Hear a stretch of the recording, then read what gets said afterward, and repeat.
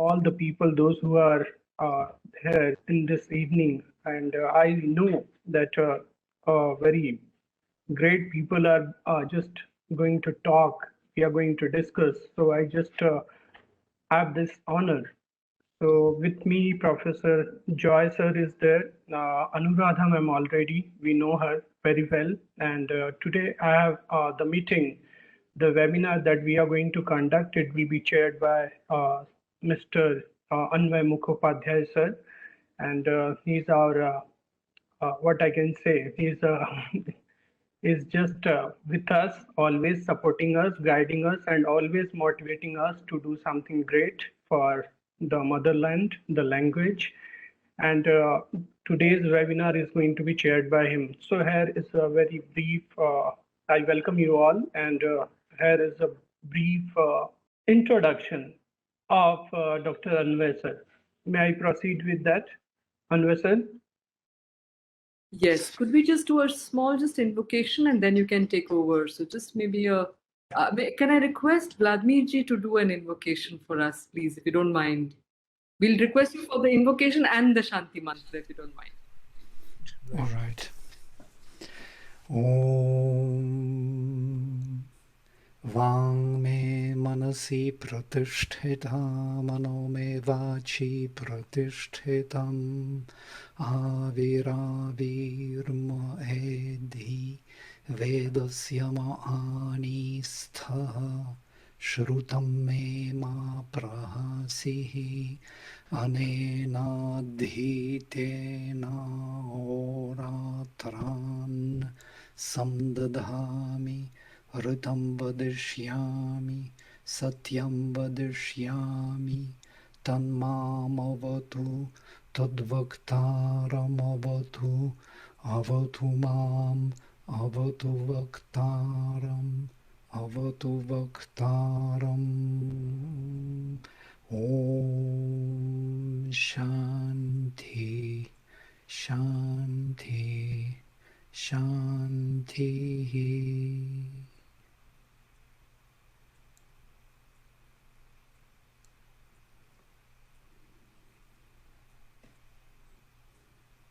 Dhanyavadaha. I now request Mrigendra ji to introduce Dr. Anvay Mukhopadhyay. Thank you, ma'am. So, a brief introduction to Dr. Anvay Mukhopadhyay. Dr. Anvay Mukhopadhyay is an assistant professor in the Department of Humanities and Social Sciences, Indian Institute of Khadagpur, West Bengal, India. Previously, he was an assistant professor at Banaras Hindu University and at the University of Burdwan. He was educated at Jadavpur University, Kolkata, and BHU, Varanasi, wherefrom he obtained his PhD and successfully completed the course on Hinduism, ritual, caste, and gender. And it's a course offered by Trinity, Oxford Center of Hindu Studies, a recognized independent center of the University of Oxford in August 2016, and was placed in the first class, securing 84% marks. Mukhopadhyay's recent publications include, among others, The Authority of Female Speech in Indian Goddess Traditions, Devi and Woman's Planning, the Goddess in Hindu Tantric Traditions, Devi as Corpse, and literary and cultural readings of Goddess Spirituality, The Red Shadow of the Mother. And after that, he has published 2 books of creative writing as well, fiction and poetry. His critical and creative writings have been published in noted journals in India, Australia, and USA. His works have been cited and discussed by reputed scholars in celebrated international journals published by Sage, Taylor, and Francis, Springer, and Cambridge University Press. He has presented papers and chaired academic sessions in national and international conferences in and outside India, and has contributed chapters to several edited volumes. His documentary film Saraswati, The Daughter of Saraswati, on women's Sanskritic education in an ashram in Varanasi made with the startup grant awarded by BHU was screened at the Center for Women's Studies, BHU, and is available on YouTube. He is an associate faculty at the Center for Advanced Studies in South Asia, Lalitpur, Nepal. On January 25th, 2020, he was honored with Yuva Ratan Award by NRI Welfare Society of India, New Delhi, at Pravasi Bharatiya Kendra, Ministry of External Affairs, New Delhi. Besides, he has received the Bharat Vikas Award conferred by ISR in the year 2019. In addition to several awards for academic and co-curricular performance, including university medals for topping the merit list in BA and MA examinations, his project titled Achieving the Heritage of Hindu Spiritual Congregations in Varanasi along both synchronic and diachronic axis, ISIRD project sponsored by SRIC, IIT Khadagpur, is running at IIT Khadagpur. And here is a small detail of his research output. Major recent publications so far: 3 books, sole author published by noted international publishers like Routledge, London and New York, Palgrave, Macmillan, New York, Springer, Nature Calm, and Cambridge Scholars Publishing, Newcastle, UK. Some edited volumes where he is a co-editor, books of creative writing, poetry and fiction, research papers, book reviews, articles, etc. So I hope it was really big for me and a very challenging job to read this all. But yes, quite interesting, and really it's a prestigious.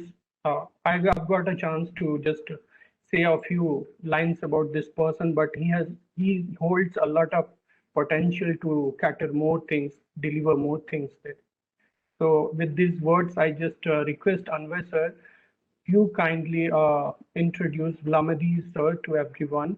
Over to you, sir. Thank you. Thank you so much, Mrigendraji.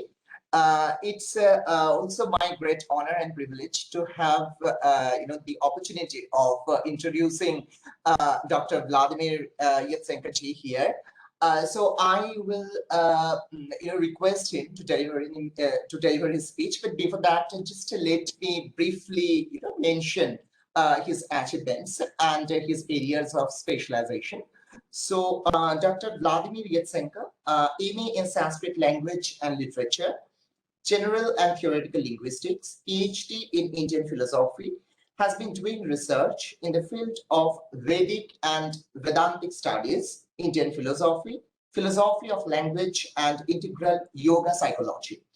He was a visiting professor of Sanskrit and integral studies at Aurobindo University, Surat, and a facilitator at the University of Human Unity Project at Aurobindo, Indian Psychology Institute in Pondicherry, International Center of Integral Studies in New Delhi, and ACCAR in Pondicherry. At present, he is a visiting member at the Sri Aurobindo Integral Life Center, Fountain Inn, USA.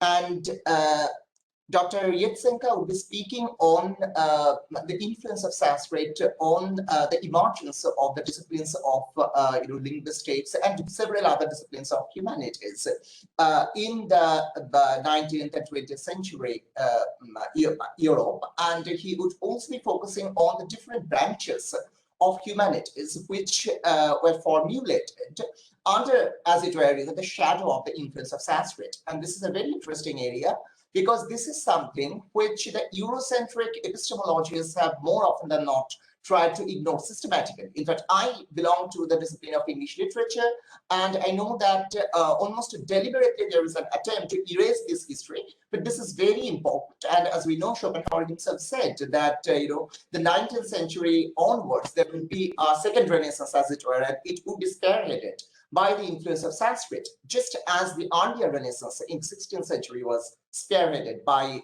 Greek, the revival of Greek. So this is something which is very important. And even though certain Western scholars, thinkers, philosophers did disagree with certain things in the Sanskrit texts, we need to understand that even disagreement is some kind of engagement. So it's not just agreement which is engagement, but disagreement is also a form of engagement. So when we look at the history of modern European thought, it's very important to trace the influence of Sanskrit. And as we know, this influence often operates in a surreptitious way when we are talking about the domain of thought, human thought.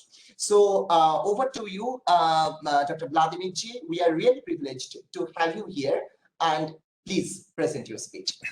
Thank you very much for this opportunity. Of course, I am coming from a bit different background, less academic and more engaged background. I am more interested in the topic itself and how it changes our life and our psychology and our way of looking at things. So to speak a few words, I will say a few words about myself, that actually I needed Sanskrit for the yogic studies. So I thought that without Sanskrit I cannot proceed, and I cannot really understand much of what Sri Aurobindo was telling us in his books, such as Synthesis of Yoga. All his books are somehow related to Sanskrit studies. Yeah, just look at this. Life Divine is built on the commentaries on Isha Upanishad. The Synthesis of Yoga, it's all Sanskrit literature. Savitri is a story from Mahabharata. Upanishads, what he published is a powerful book. Secret of the Veda, Hymns to the Mystic Fire, Foundations of Indian Culture. Just take any book and you will see that all of them are somehow related to the Indian tradition and literature. And he himself was a poet, a great poet. And prior to Sanskrit studies, he studied Greek and Latin and French and other languages. So he was a unique representative of Indian culture. So he studied his own mother tongue, Bengali, when he arrived already in India, and also Sanskrit. He did studies by himself, which is quite remarkable, because when you see how he interprets the Vedas and the Vedic texts, with which he dealt all his life from the beginning till the end of his days. Already in 1949 we have his records of mentioning the Rig Veda and making interpretation of certain verses in 1949. So, and in 1950 he left his body. He already didn't do any writings, but still he was working on the Vedic texts. There is something about this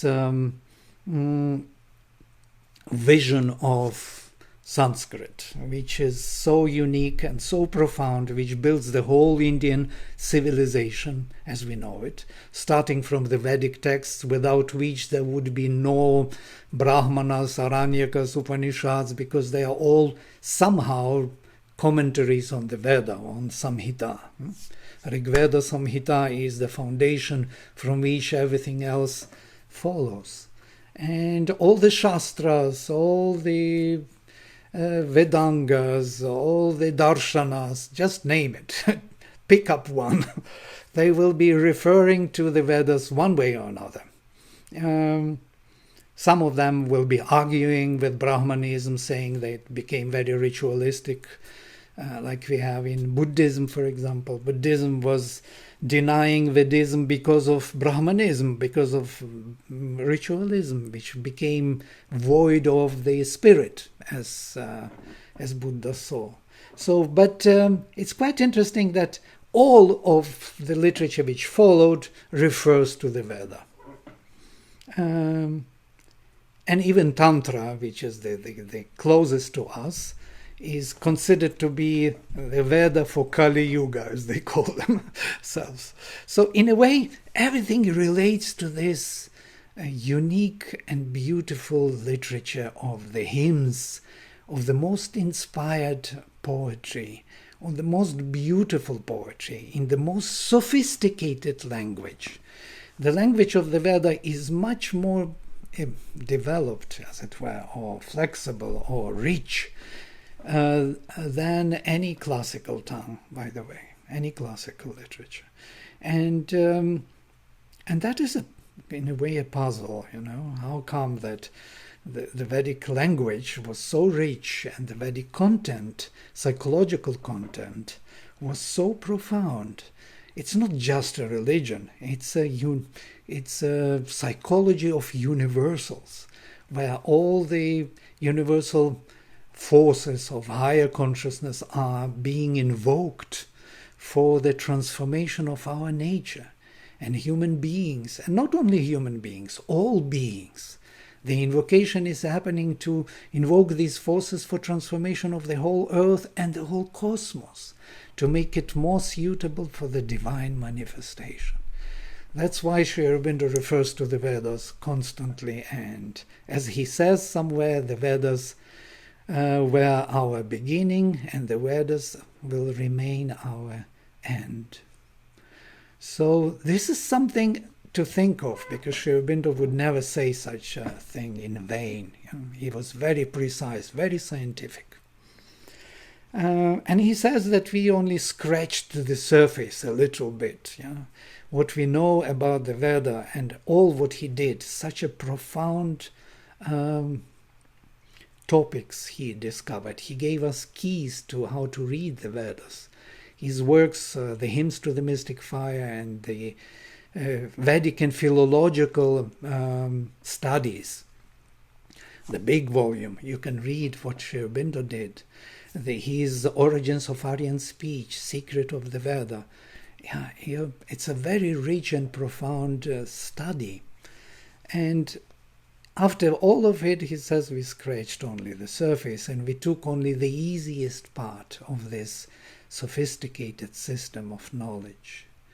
So what is this Sanskrit literature and why it is so important for the world and India especially?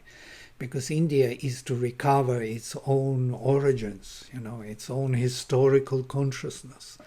That from the beginning of time there was an attempt in India to build up a higher civilization with higher consciousness, with a divine embodied consciousness. And it proceeded from the Vedic fundamental vision towards, through all the structures of consciousness, starting from the archaic, magic, mythical, towards mental structure, and we have already Sankhya and Yoga, which is much more scientific in its approach, and then finally Tantra, and we move into the modern age. So Sanskrit is like a red thread which connects all structures, all different ways of thinking, being, within one framework, within one language, which embraces all these structures and gives them kind of uninterrupted, unbroken sense of parampara. So we have a connection to the deeper historical consciousness. And it is happening only in India. It's the only civilization whose development was not interrupted from the prehistoric times. So why is that important? It is important because all these structures of consciousness are needed for the integral structure. They will all emerge at the end and will become efficient in building up our psychology. That's what Sri Aurobindo calls that we are entering into the subjective age and into the spiritual age. And the role of India is here fundamental. So that is about literature. But today I wanted to speak about linguistics and India's contribution to the philosophy of language. You know that India is built on the power of the word. In Mahabhashya, Patanjali mentions one profound myth of creation of the world, which is where Indra was the first student of Sanskrit, And Brihaspati was the teacher who was teaching Sanskrit to the gods. So all of them came to Brihaspati, sat at his feet, learning from him Sanskrit. So Indra was his first student, and we know that Brihaspati is the lord of the divine word, and Indra is the lord of the divine mind. So the lord of the divine mind is learning Sanskrit from the lord of the divine word. Can you imagine? What can be more significant? So, and Patanjali says Indra understood that even 1,000 years, 1,000 is the figure of speech, it means infinity in the Vedic terminology. Even within infinity, he will not be able to complete his studies. Because there is a reason, and it's quite interesting, and here I'm coming to the etymology, because every sound or word which Brihaspati was pronouncing was actual in its power and meaning to that moment of time. So every time he pronounced something, it was real, it was true in that moment of time. So since he comes from the infinity, from the eternity, there is no end to that sound, which would be actual to its own power. So Indra understood that he will never be able to complete those studies because it's infinite. So what he did, he stopped this flow of Brihaspati's speech, cut it into pieces, into grams, as it were, and created grammar. He could capture the sound which was actual, which was charged with meaning by grammatical means, by the mental categories of subject and object, by time and space and causality, by the karakas about which I wanted to talk today, karakas and vibhaktis. He separated these sounds, shaped them into varnamala, where all articulations could bring certain significances, certain general meanings, which together combined could build certain categories. So he captured the word by the mental categories, by the mind. Indra is the lord of the divine mind. He created grammar which now separates heaven and earth, meaning and sound, artha and shabda, as it were. Artha and vak got separated, but they can be united only through grammatical structure. And it's quite interesting because when we listen to each other, if I will speak to you in Russian, for example, you would not be able to understand me. And not because of the words you do not know, but the grammar you can't recognize. You cannot put together the sound which would point you to the meaning. Yeah? And here I'm coming to this idea of Sphota Theory and Vachya and Vachaka and signified and signifier, which was taken from Indian literature, from Indian studies into the studies of grammar. And Saussure was actually, Saussure was the professor of Sanskrit language, by the way, and his PhD was in Sanskrit grammar. It is not well known, somehow they don't speak about this anymore, but in those times he was actually teaching these subjects. And when they wanted to publish his general linguistics, he never published it. It was the notes by the students which was published at the end. He refused to publish it 3 times because he said he's not sure. I think he was quite honest. He didn't want to really speak about these issues as if it was his discovery, because he knew that it was actually taken from the Indian philosophy of language. And that is quite interesting, because this discovery of Vachya and Vachaka, separation of the meaning and sound and their unity in a way, created the whole direction of thinking That's what's known as structuralism, post-structuralism. Phenomenology is joining that party. And we have the whole direction of development in Europe, which was inspired by Indian literature, by Bhartrihari, by Tantra, by Patanjali. Patanjali was first who mentioned Sphota Theory, by the way. So it is just few references to the development in Europe. And with the discovery of Sanskrit alphabet, the whole perspective changed, because till that time they had only ABC, Aleph Bet. Aleph Bet, A, B, C, D, E, F, G, we do not know what it means really. Nobody knows why after A, B, C, D, it all belongs to the system of knowledge which was brought by Moses, and Moses codified his own mysterium, his vision, his occultist vision of the reality in his own way, which is not vocal way, it is not linguistic way of arranging the letters of the alphabet.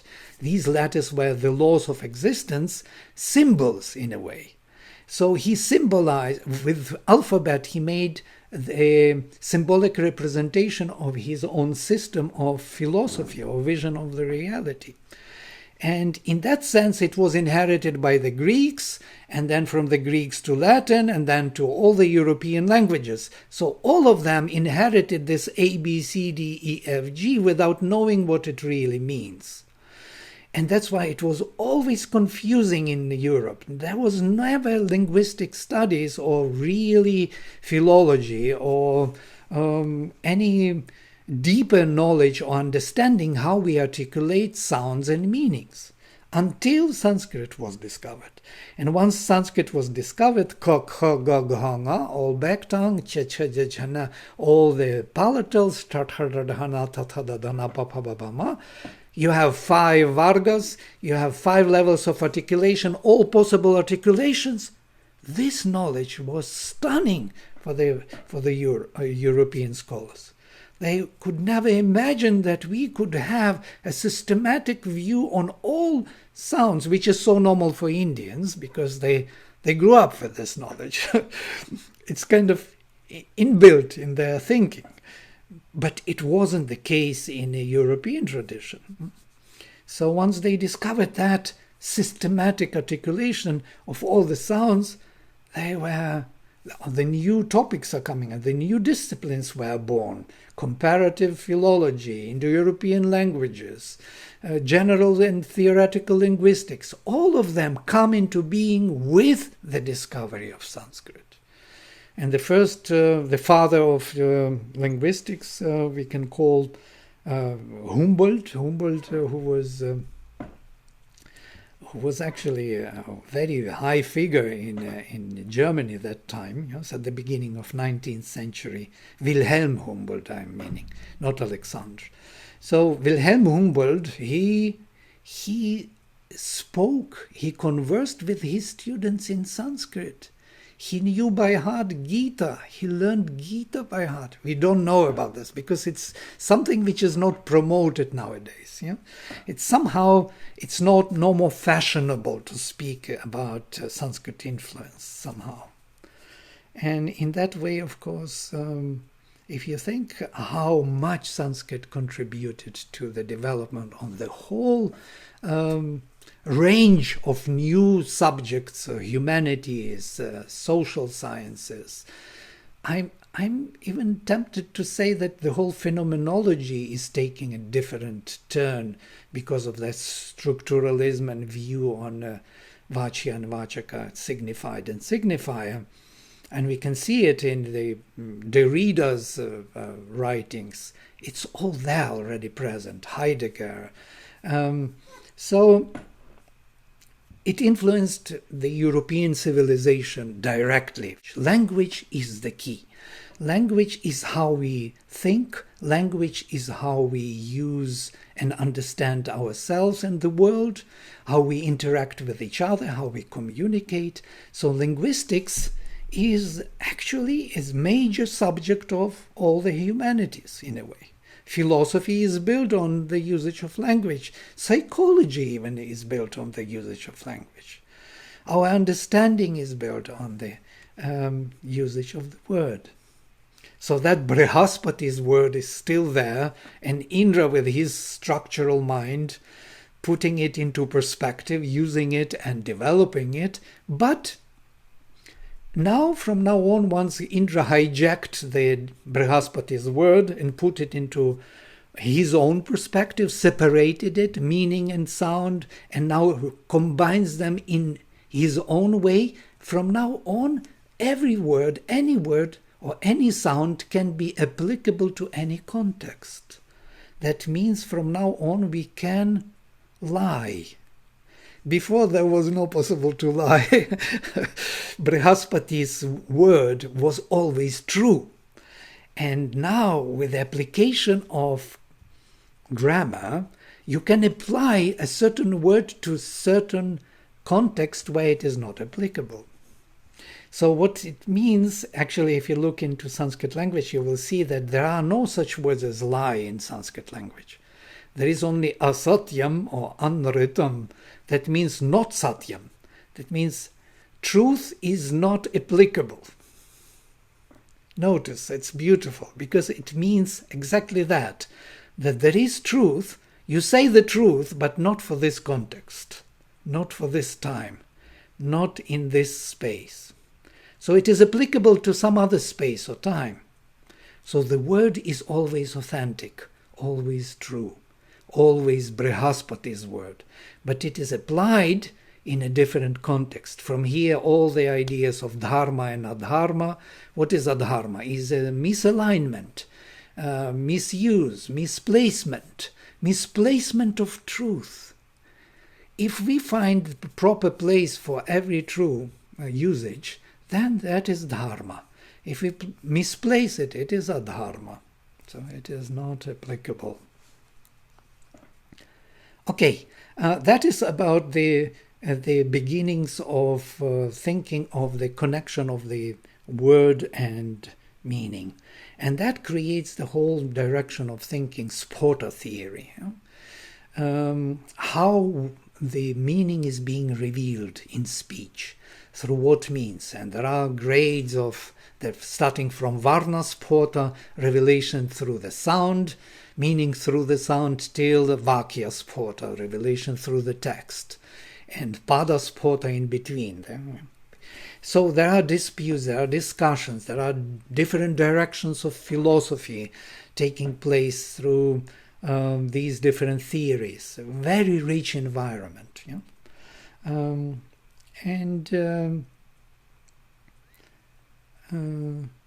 that leads us to the need of etymological theory. And by the way, Sri Aurobindo was nearly the first who connected the meaning and the sound in the psychological way. So Sri Aurobindo says, law and process must have governed the origins and developments of language. Given the necessary clue and sufficient data, they must be discoverable. It seems to me that in the Sanskrit language, the clue can be found, the data lie ready for investigation.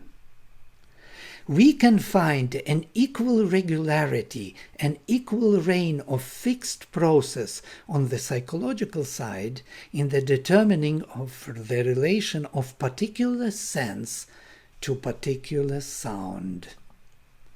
And this is fundamental. Particular sense to a particular sound. And from there he started. He started to examine our articulations. He discovered, and it is quite discoverable for all of us, that when we articulate sound, we make a particular effort, which is reflected in our system as a particular state of psychological state. If I make an effort to articulate E sound, or U, or A, I, U, there are three different attempts, 3 different states of consciousness. With E, I am pressing with the tongue towards the palate. With U, I create some kind of fullness within myself. I feel as if I'm pervading the space within myself. And with A, I do not do anything. So his definitions would be quite interesting. Look at this. Let me read these definitions. The 4 first simple vowels, A, I, U, U, and Ri, indicate the idea of being, existence.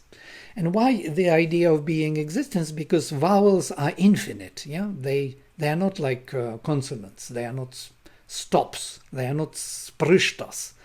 They are not like ka, ka, ga, ga, which exists only in one touch. But A is infinite. E, it has no beginning, no end, as it were. So these 4 indicate the idea of being, existence. A, in its short form, indicates being in its simplicity without any further idea of modification or quality, mere or initial being, creative of space. And it's quite clear because A, no tongue, no lips, nothing is involved, only vocal cords are sounding the sound. So it's just the idea of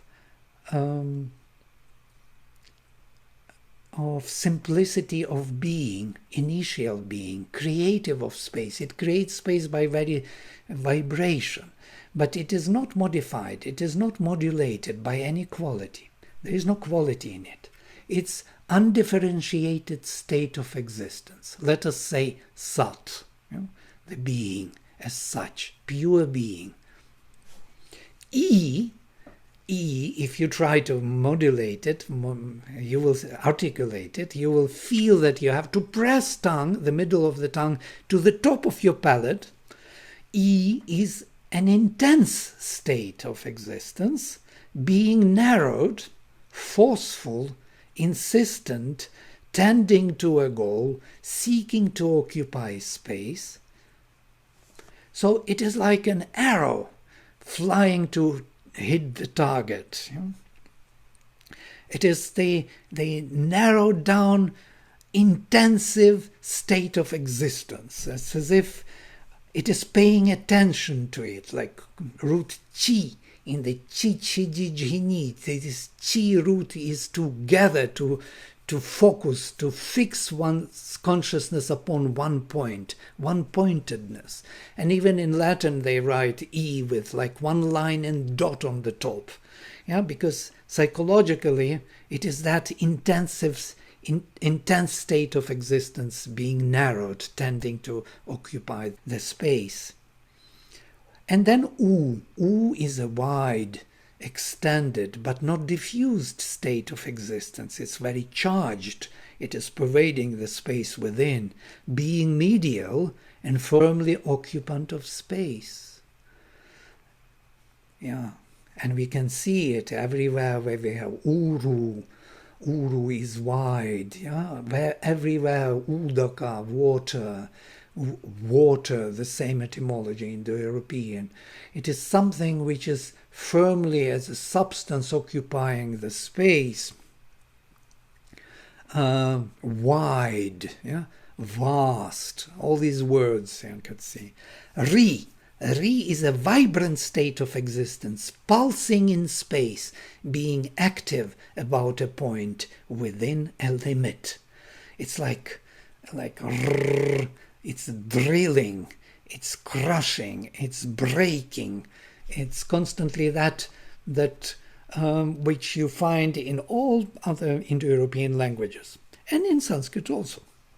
So if you analyze the very substance of these simple vowels, and then you come to the consonants and combine with the consonants, you will see a very interesting picture, that Sanskrit is irregular in the change of sound and meaning. First of all, just open the dictionary, Sanskrit dictionary, and look into the words. Word after word, article after article, the meaning is changing gradually. It's not jumping.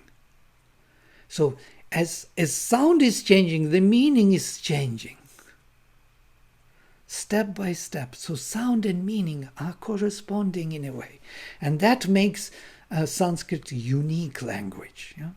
And Sanskrit is unique in one more regard, that it does not require any other language to explain its own derivations.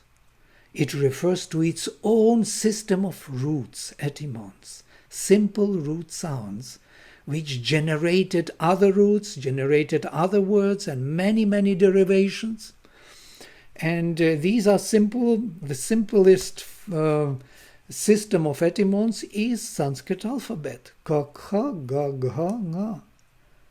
And then I would say chi, chi, ji, ji, ni instead of cha, cha, ja, ja, nya, because E is more natural for palatals. So I will combine it with a palatal vowel. And then pu, pu, bu, bu, mu. So ka, kha, ga, gha, nga, chi, chi, ji, ji, ni, pu, pu, bu, bu, mu. And these would be first simple roots. And if you start analyzing them, you will be surprised that E is moving, constantly moving. Chi is noticing. From here, chit, consciousness as noticing. Chinoti, chinute. And chinoti, causing, focusing, piling up. From here, chitti, as piling up. And also chitta, as noticing, focusing, one-pointedness. Yeah. Then G, to conquer, Shi, to sharpen. You would feel all these meanings with E, and which is narrowing down, focusing, making it sharp. Yeah. And if you go through all the roots, you will see that everywhere it will play that particular varna, or that particular color, that particular flavor of meaning, of general meaning, will be in all the roots and all the words. You can feel it within the body. You can connect to it in the very meaningful way. And that explains why we have, for example, synonyms in the language. Because synonym is nothing but different roots from different sounds. We are arriving at common meaning in the Indra's way. Yeah? If I say big ocean, or immense ocean, or huge ocean, these are all different words. Yeah? Big ocean and huge ocean, poets feel it very different. Poets would never use big ocean where it is not applicable. They would say huge ocean. Why? Because huge has this extension. Somehow we know about it. How do we know that big is heavy, bulky, and has no space, and huge has space and extended? We know it through Brihaspati's speech. Brihaspati's speech is still alive behind our consciousness. It is still being activated by Indra every time we use our language. And that is the contribution of Sanskrit. It's a profound contribution. Connection to the original meanings, to the deeper meaning within ourselves. We can recognize it. It becomes alive in us. And as Sayana would say, those who know Vedic mantras, they bring to birth the gods, because these powers of the divine consciousness are standing behind these vibrations, and they become alive within our being and extend our consciousness. And that is the linguistic approach to Sanskrit. I will stop here, and then we'll invite any discussion. It would be interesting to speak about it more. Could I just say something there? So thank you very much for always bringing alive the connection between sound and meaning, its effect on our consciousness. And every time we hear you, there is so much to feel in this relation of the origins of language. But could I also request you a little bit, as I had in the thing, to just share with us a little bit of your connection with the Vedas, the Upanishads, the Ramayana. If you just like to take maybe 5-10 minutes to give us a treat on that as well. Yeah, it's quite interesting. If you take Ramayana, for example, and you will notice an interesting thing. If you read the Ramayana, after one page of reading, all your troubles will be gone, all your psychological anxieties somehow disappear. It's a magic thing. I noticed this many times, and I notice also when I want to indulge in my, kind of anxieties and my problems, I cannot read Ramayana. Because when I start reading, it disappears. And I want to continue to be worried. So if you want to get rid of all your worries, and you just read that fluid bliss, it is just within the language. It does something to our consciousness. And I must tell you that I never had better experiences in my life than by reading Ramayana, for example. I'm totally taken by it. When you read it, it's like you get the most profound, the deepest experiences in yourself.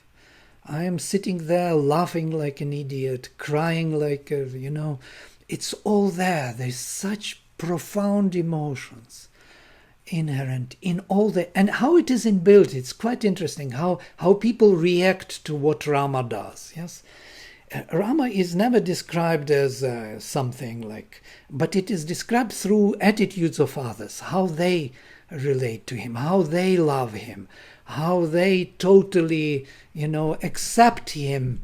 And it's amazing. Just everywhere, in every way, and how he reacts, how he thinks, when he hears this, that he has to leave the Ayodhya from Kaikeyi, and he bows to her and says, "Mother, why you are worried? It's my honor to follow my father's, promise to my father. He gave you the word, and I will fulfill the word of my father. It's an honor." He doesn't see anything in it, but when he comes out, first thought comes to him is, well, how could I tell this to my mother? You could see that he is concerned with totally different issues, and it is rebuilding your psychology. It is teaching you how to be totally dharmic, totally true to yourself.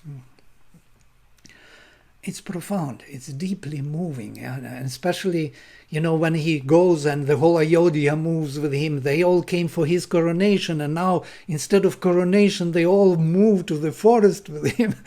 You can't imagine such a tragedy. It's so, it's the top of all possible visions you could have. I don't know any other literature that could give this vision. And then when he runs away and the chariot comes back and people are still waiting, well, he already crossed the river, and empty chariot comes back, and they're still waiting, hoping that he will come back. And when they see the chariot, only then they start lamenting and crying. Empty chariot. These elements, simple elements, they are inbuilt into such a deep psychological truth that move us to the end that one cannot really find it in one's own life. Such events. My life is very poor in comparison to what I experienced by reading Ramayana. And that is Ramayana, and there is Mahabharata, and there are Vedas, which is out of any comparison. But by the way, Sri Aurobindo puts Valmiki on the top of the list of all the poets. He makes the comparison of all the poets. Valmiki is in the first place, then Vyasa, then Homer, notice, and then Shakespeare. These are the first four, according to Sri Aurobindo, poets. But Rigveda, Vedic Rishis, he doesn't even put on this scale. They are beyond. They are in the second range. Yeah, there is Kalidasa, the second layer. He is there. Well, Aurobindo himself was a poet, great poet. If you read his Savitri, you would see what a profound poet he was. We speak about it as the fifth Veda, even, Savitri. And in Savitri, he uses all the imagery from the Vedic literature, by the way. All this, the fire, the sun, the wind, the mountains, rivers, all this imagery he took from the Veda, the word. I had my studies, it was actually my research for 3 years, which was funded by Indian government, by the way, for 3 years. And it was the research Vedic imagery in Sri Aurobindo's Savitri. What I discovered in Savitri, Savitri helps us also to understand the Veda, because he gives these psychological meanings there, which when you look into the Vedic texts, suddenly they explain each other. So you have two systems of knowledge which help each other for us to understand. Yeah? To understand the Vedas without Savitri is quite difficult. To understand Savitri without Vedas, nearly impossible. But if you put them together, you get a new possibility.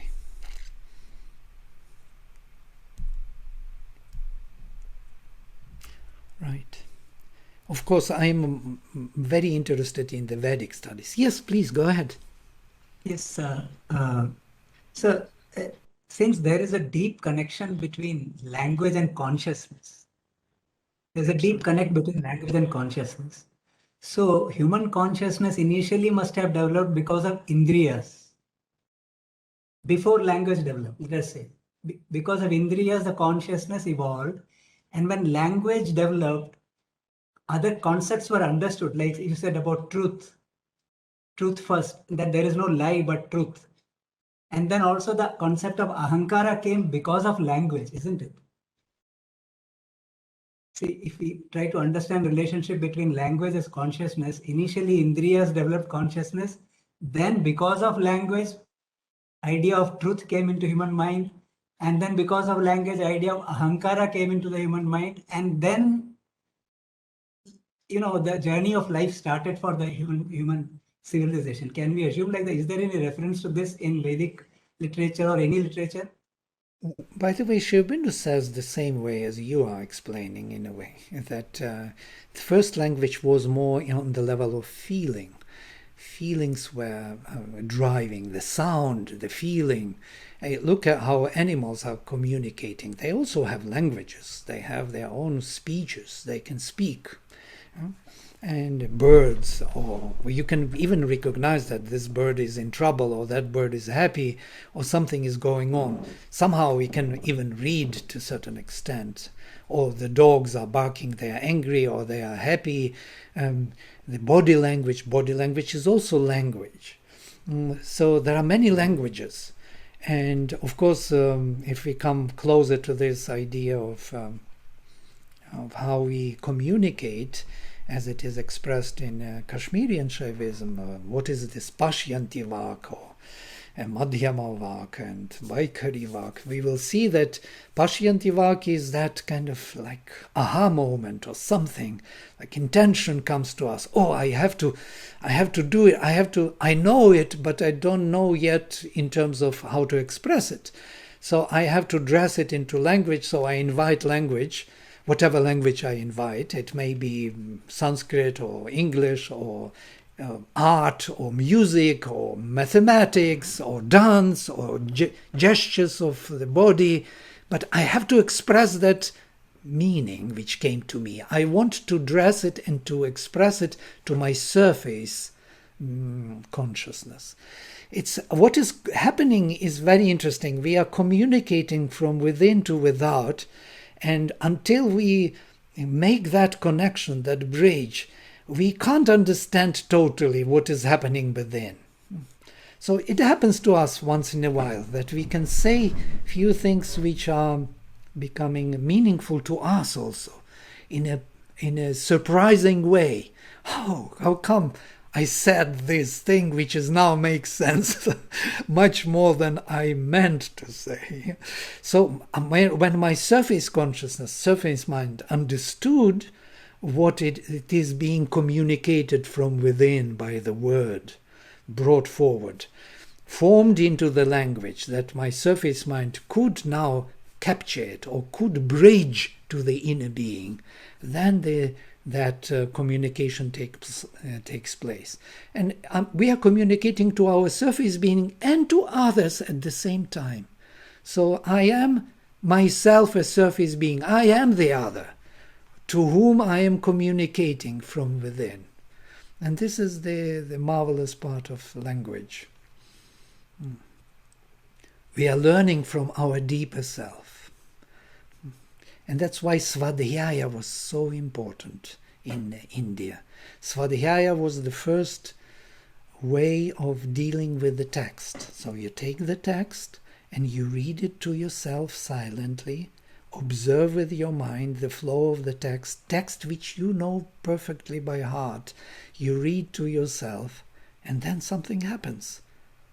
There's like with Ramayana, something happens. People go watch movies. They come out and they all cry. Why? Why do they cry?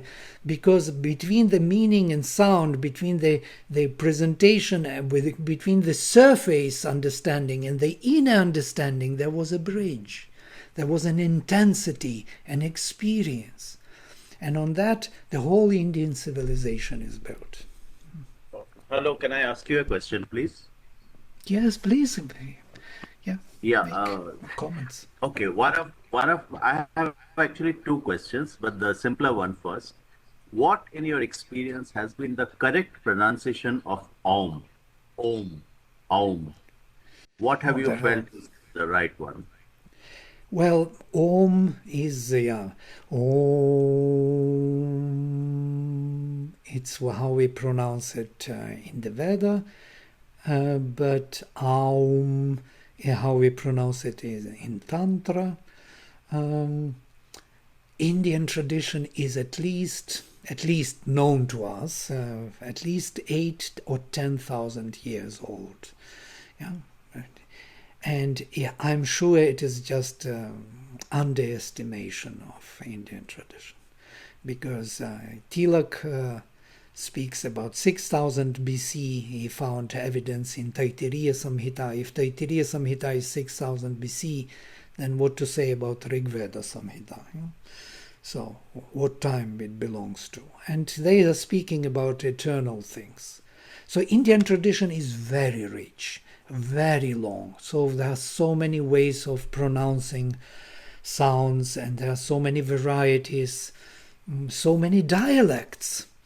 In Sanskrit itself, as you have so many places in India, you have many Prakrits. Yeah? All these Indo-Aryan languages came into being from Sanskrit somewhere. And how did they come into being? By certain modulation, certain mispronunciation here and there. You know it very well. You can recognize each other, how you speak, from what region you are coming, because this is a particular way of pronouncing sounds. Just one more thing I wanted to know from you is that Sri Aurobindo did a lot of work on quantitative meter versus the poetry of stressed syllables. So does Vedic poetry also have quantitative meter? Does a lot of Sanskrit poetry have quantitative meter? Well, about meters, yes, it's a profound topic. Vedic Sanskrit is not in the quantitative so much, but you have a varieties, definitely. You will have different varieties within the same Anushtup or Trishtup or Jagati. You will have, instead of 12 syllables, 11 sometimes 13. Instead of 8, you will have 9 and sometimes even 6. Because of some prasaranas. So you will have certain modulations and modifications, which you will have. But these syllables are long vowels and short vowels. They are not like stressed, is it? They are stressed. Udatta, anudatta, svarita. Anudatta points towards udatta. Svarita is pointing that previous was udatta. Udatta is the stress. Okay. Yeah. Got it. Thank you. Thank you Yes. very much for the whole thing. Thank you.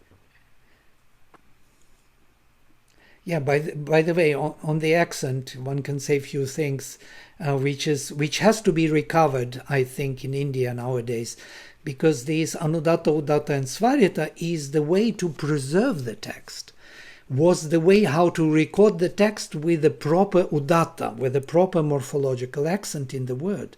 So to preserve that accent, because each word has a particular accent, yeah. It is in the flow of speech we recognize words by the accentuation.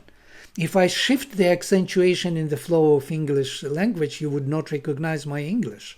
It would be some other abracadabra. So we select words by accent. We know this as linguists. So that's why we have this satisfaction, this particular accentuation. Yeah. Otherwise, it would not be understood. If I shift the accent, you would not hear the word in the flow of speech. So what happened in the Vedic Sanskrit, it was accentuated by the Vedic accent. So what happens when you have udatta, which is the highest accent, you need to lower the pitch in the previous syllable. Otherwise, how would you make the high pitch in the next syllable? So how would you make forte if you don't play piano before one note? So to make it forte, to make it high pitch, you need to lower the previous, and that is anudatta. And once you raise the voice, it's interesting. So satisfaction. So once you raise the voice, the next syllable will be falling pitch, and that is svarita. Now, the anudatta, udatta, svarita is low pitch, high pitch, and falling pitch. And that is how Vedic Rishis used to mark the accent. Not only by one accent, they noted that the lower pitch is there before the higher pitch is coming, and then the falling pitch is taking place. So they made these markings to help us to preserve the text in the proper accentuation. And this is a very important issue. We don't have time for it, but it could be, we could find some other time for discussion. Thank you very much, Vladimir. Thank you. Yeah. If I could just try and moderate a little bit the questions that are coming up. Just one clarification with Vladimir. How much time do you have? Because this topic is so fascinating and your insights are so deep. Fine. We could keep you up the whole night and do a. It's morning for me, don't worry. It's morning here, 10 o'clock. We have all day. Please go ahead. So I'll just take the questions as they come. So I can see Santosh is raising his physical hand. So Santosh, he's a very senior naval officer and he's been very, very kind to be with us and a very avid student of the Sanskrit language. I just request him to ask his question, then I'll follow the sequence that I see on my screen for those who raise their hands. Yes, Santosh, over to you. Yeah, thank you so much. I have a question. It was said that the sound of E is a very penetrating sound in the space. And that is true. Every sound has a frequency, and the frequency of E is penetrating. Now, in the Bij mantra, this quality has been used, it seems. In the Bij mantra, clean. When you say pronounce clean, and if you pronounce it a little longer, this sound is really penetrating. Clean. Now, is it that this quality of these sounds have been used in making Bij mantras for a particular effect, or the sound has been made so penetrating to evoke the deity? Could you comment on this? Sure, yes. Yes, you're absolutely right. This penetration, this penetrating sound, you can find it everywhere in all the words, in all the roots, how the roots are built. If you analyze the roots, unfortunately we didn't have enough time, I could show how this meaning is maintained with this piercing, this piercing, it's needle piercing. You can see it in all Indo-European languages. This kind of action of movement and penetration, and of course you're right. You can see it in many roots, and the first root is E, to move, to go. So of course, if you start analyzing the sounds and the roots, and especially if I take, for example, the set of roots such as bha, bhi, bhu, bhri. I take bh, and then I take bha, a, bhi, e, bhu, u, bhri, and analyze the meanings, how the meanings shift. You will see immediately the meanings of the vowels. Bha is to shine, to appear, to be everywhere without any obstruction. Bhi is to shrink, to be afraid, to come back to yourself, not to expand, but to shrink. Bhu is to penetrate in space, to occupy firmly the space, as Aurobindo describes U. And Bhri is to bear the same Bhri, the same etymology, to sustain one's own effort within the limit. And this is quite interesting. I'm just applying the general significance to the sounds, and you can see throughout the roots, not only bha, bihi, buhu, bri, ma, mi, mu, mri, any root you take, any consonant with these vowels extended, and compare them, you will find the same shift of the meaning. So the vowels really bring that significance powerfully forward. So E is narrowing down, whereas A is as it is, without any modulation. E is narrowing down, U is expanding and occupying, and Ri is within the limit, like drilling, breaking, crushing. Yeah, all these words, notice, they are all having, even in English language, in all Indo-European languages, you will have that Dri root, or Kri, you will have that crushing or breaking significance, working within the limit, drilling through. I'm just leaving you with these sounds. So they are Indo-European meanings, and Sanskrit just utilizes them in the best way, in the most regular way. That's why it has power. When we speak Sanskrit language, it has power because of that, because of its purity in sound. Purity, meaning and sound are well connected and well maintained.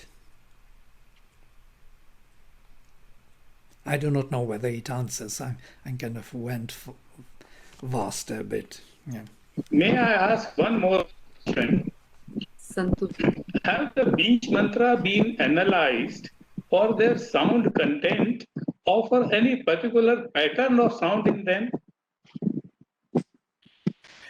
Definitely, that mantra has a particular sound content, and it works within the sound also, especially in the Vedic sense, in the Rig Veda. Rig Veda is very subtle, very sensitive towards what root to use, what word to use. It is like poets. Poets are choosing their words carefully. They feel that this word is not working. Yeah? Big will not work here. Great will not work. How do they know? Immense will work. Immense ocean, when we want to show the extension, or a huge ocean, if you want to show but big is bulky, but huge has an extension. How do we know this? We know it from the sound, from that sound value, which is inbuilt in us. We are very sensitive, very intuitive about it. Because when we articulate sounds, they create particular significance within us. It's a particular power within our psyche. And Sanskrit utilizes this very well. Well, it builds on this property. So this apparatus, if our apparatus would be different, if it would be, I don't know, dolphins, we would generate different sounds. Yeah? But since our apparatus is such that we have the caves, the nasal cave, the palate, the teeth, the tongue, so this setting, this notice 5 I put on my face, that's all possible articulations in all possible ways. Incredible system of the articulatory devices with meaningful sense of them, which generates words, roots, which can be true to its own sound. That Brihaspati's sound, the Brihaspati's word, is still present in Indra's articulation.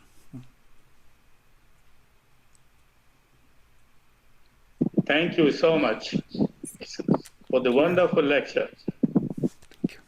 Thank you very much.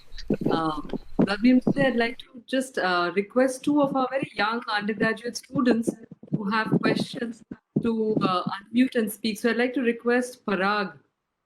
Parag, would you like to, Parag Daharwal, would you like Yes, to please unmute and ask your question?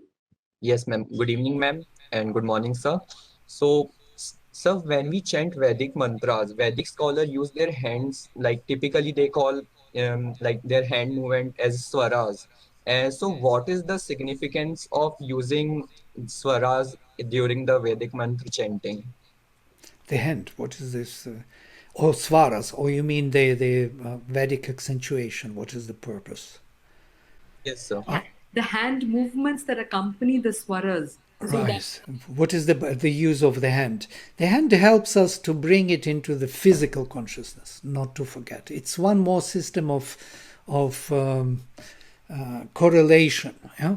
Which helps to not to forget. Even if you forget the sound, the hand will remember, so it will help you to.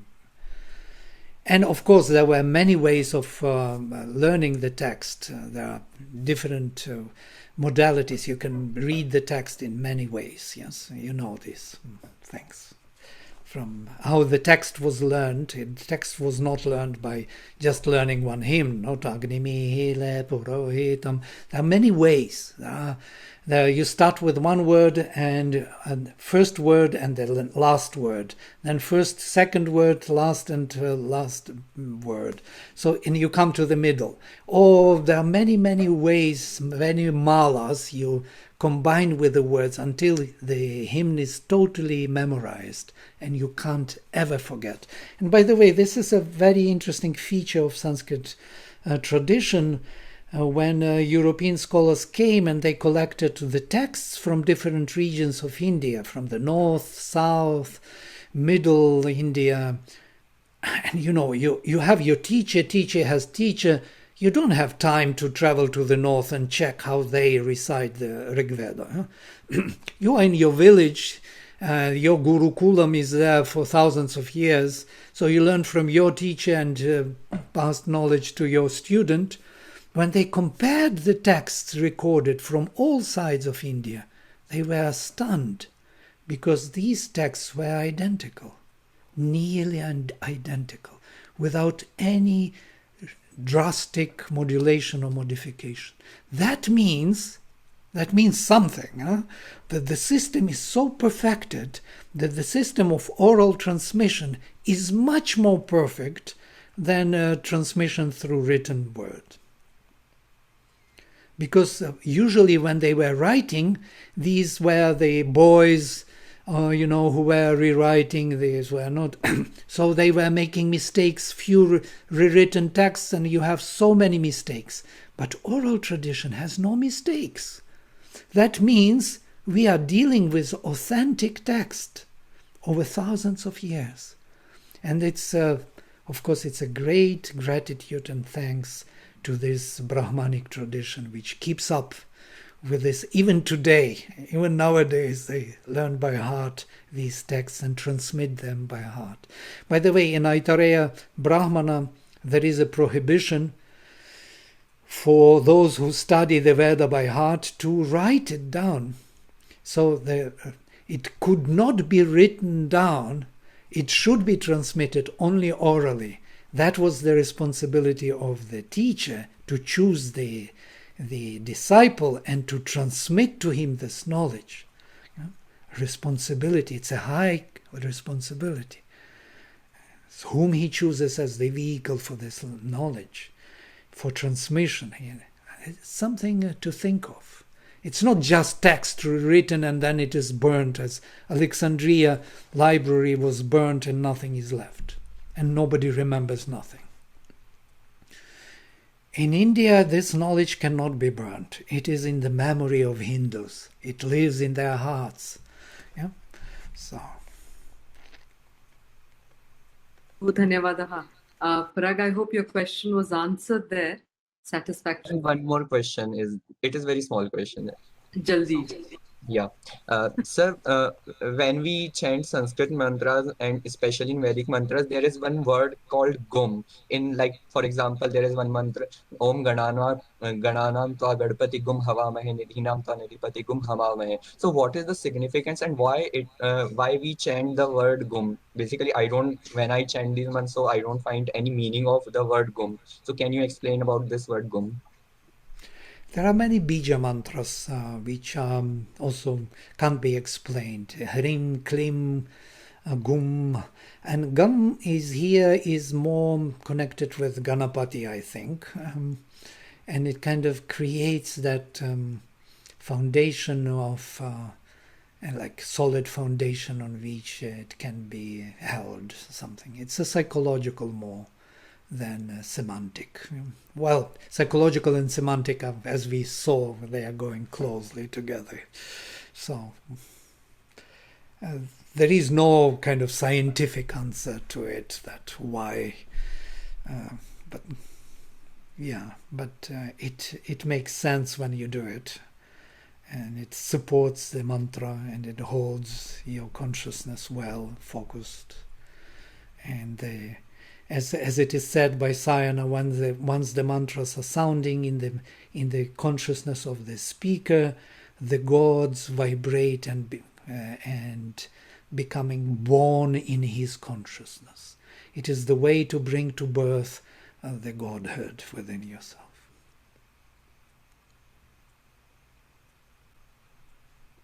Can we say that these mantras have no dictionary meaning, but they have that particular sound frequency which is used in them?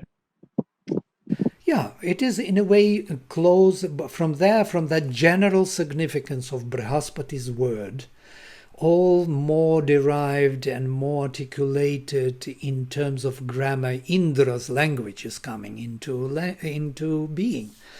Indra is the first grammarian. The Vyakaranam is called Aindram because Indra is the creator of grammar.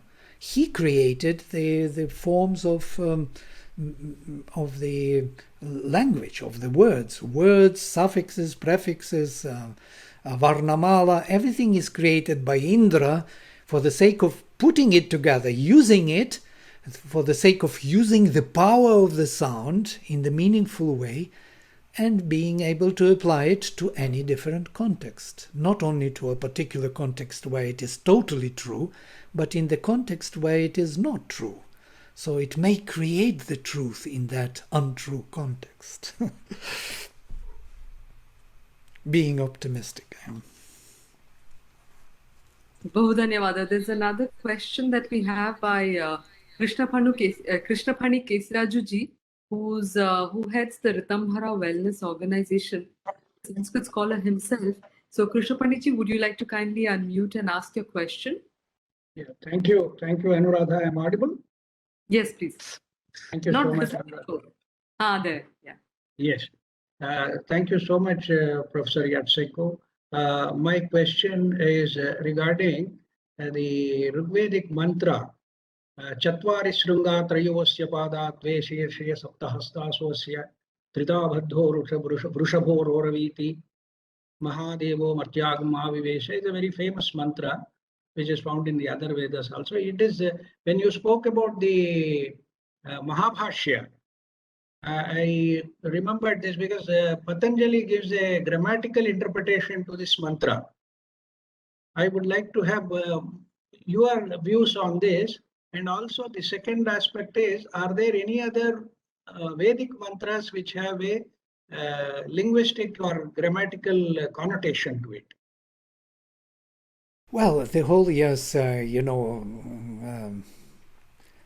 this Dirghatama Uchatya has a beautiful long hymn with many mantras there explaining these four levels of speech, which are coming into being, to which we refer as four levels, as Paravak, Pashyanti, Madhyama, and Vaikhari in the Tantric tradition later. And these also, the four Shringas of the Purusha, are actually those four levels of speech, actually. And there are many references in the Rig Veda, but they are kind of packed in the form of the for the initiated. Yeah, it is not kind of explained. The Rig Vedas are not trying to explain things. They're indicating some mystic knowledge to which you have to have an access. And once access is given to you, either by the teacher or initiation or by the grace, you just this meaning is revealed to you, then you can see that what he is speaking about. Why she is of four, Chatushpadi and Ekapadi, and what does he mean by all this? Ashtapadi, Navapadi. So what is all these padis? Yes, the speech. Why she is on one leg and she is on four legs and then on 8 and on 9. Who can really say? Yeah? But if we look into it deeper, if we start analyzing, it is a topic in itself. I would love to have this linguistic discussion, maybe some other time when we have more time for this. But I would like to give you a kind of more elaborate answer, or what I think about. Because I thought about this quite a lot. What are these four levels of speech? And in Tantra they are well known. But how it is in the Veda, how they view it in the Veda.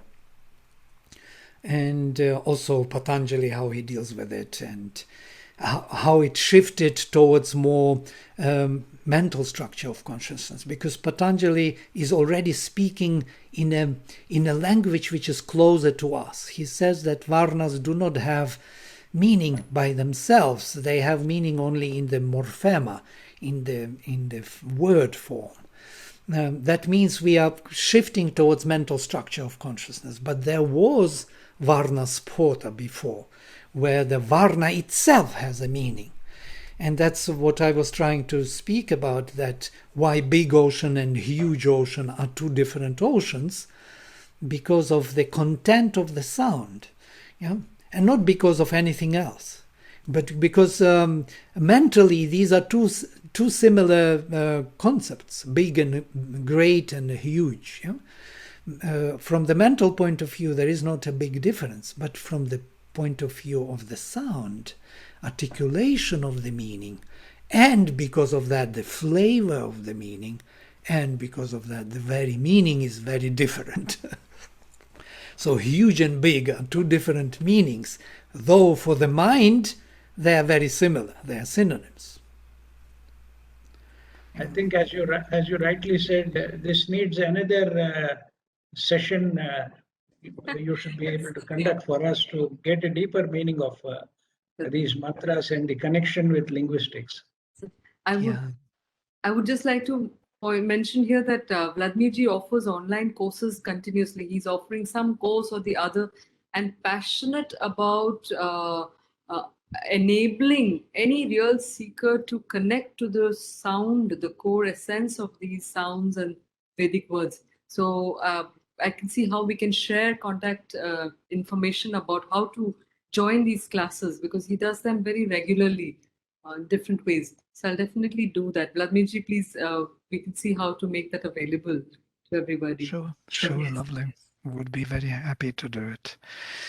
Yeah, And we of have course, class on invite you to, I said, and of course, we'll invite you to do a course for us at the Center of Indian Knowledge Systems also at IIT Khadagpur itself. So that's something that we are sincerely looking forward to doing, is that all these sessions that we've had are really like teasers and trailers to get you want to delve deeper. And then we are going to try and coax our esteemed speakers to give us a little more of their time, because everybody's so busy also.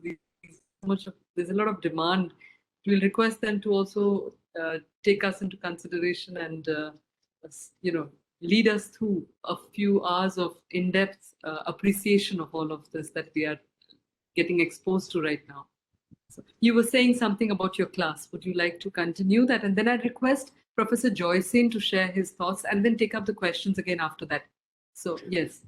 Yeah, I was mentioning that there is a class on etymology.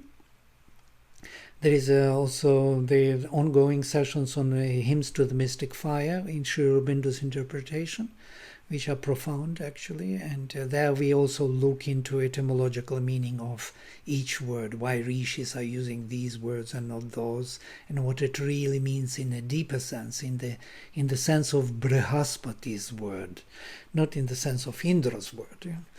So how that vibration is needed to convey that particular meaning which Rishi wants to convey. So it's more kind of work on etymology. And we had very good sessions on etymology with a group with Anuradha. Anuradha brought the whole group of students and scholars. So we had 10 sessions on just overviewing the etymological approach to Sanskrit language. Oh, Dhanyavad. May I request Professor Joycean, because his connection is going in and out. So I'd like you to kindly request you. So as I mentioned, Professor Joycean heads the Center of Excellence for Indian Knowledge Systems. And he is very passionate about word, connection, sounds in his own work as well. So, Professor Joycean, would you please like to share your thoughts and comments on the session of Dr. Vladimirji? Yes. Okay. Yeah. So first, I think I almost listened to the entire presentation, deliberation, the talk by Vladimirji. I think it was not a talk; it was something which connected us to that age and bring the fruits of that age. So in that sense, it was divine. I think in my life, I have never heard many talks like this. And this is absolutely divine. I like to be very quick and small. I recall my school days in the physics lab, when we are playing with the xylophone, different shapes and containers with different amount of water which is formed, which is filled up the container, and different amount of void,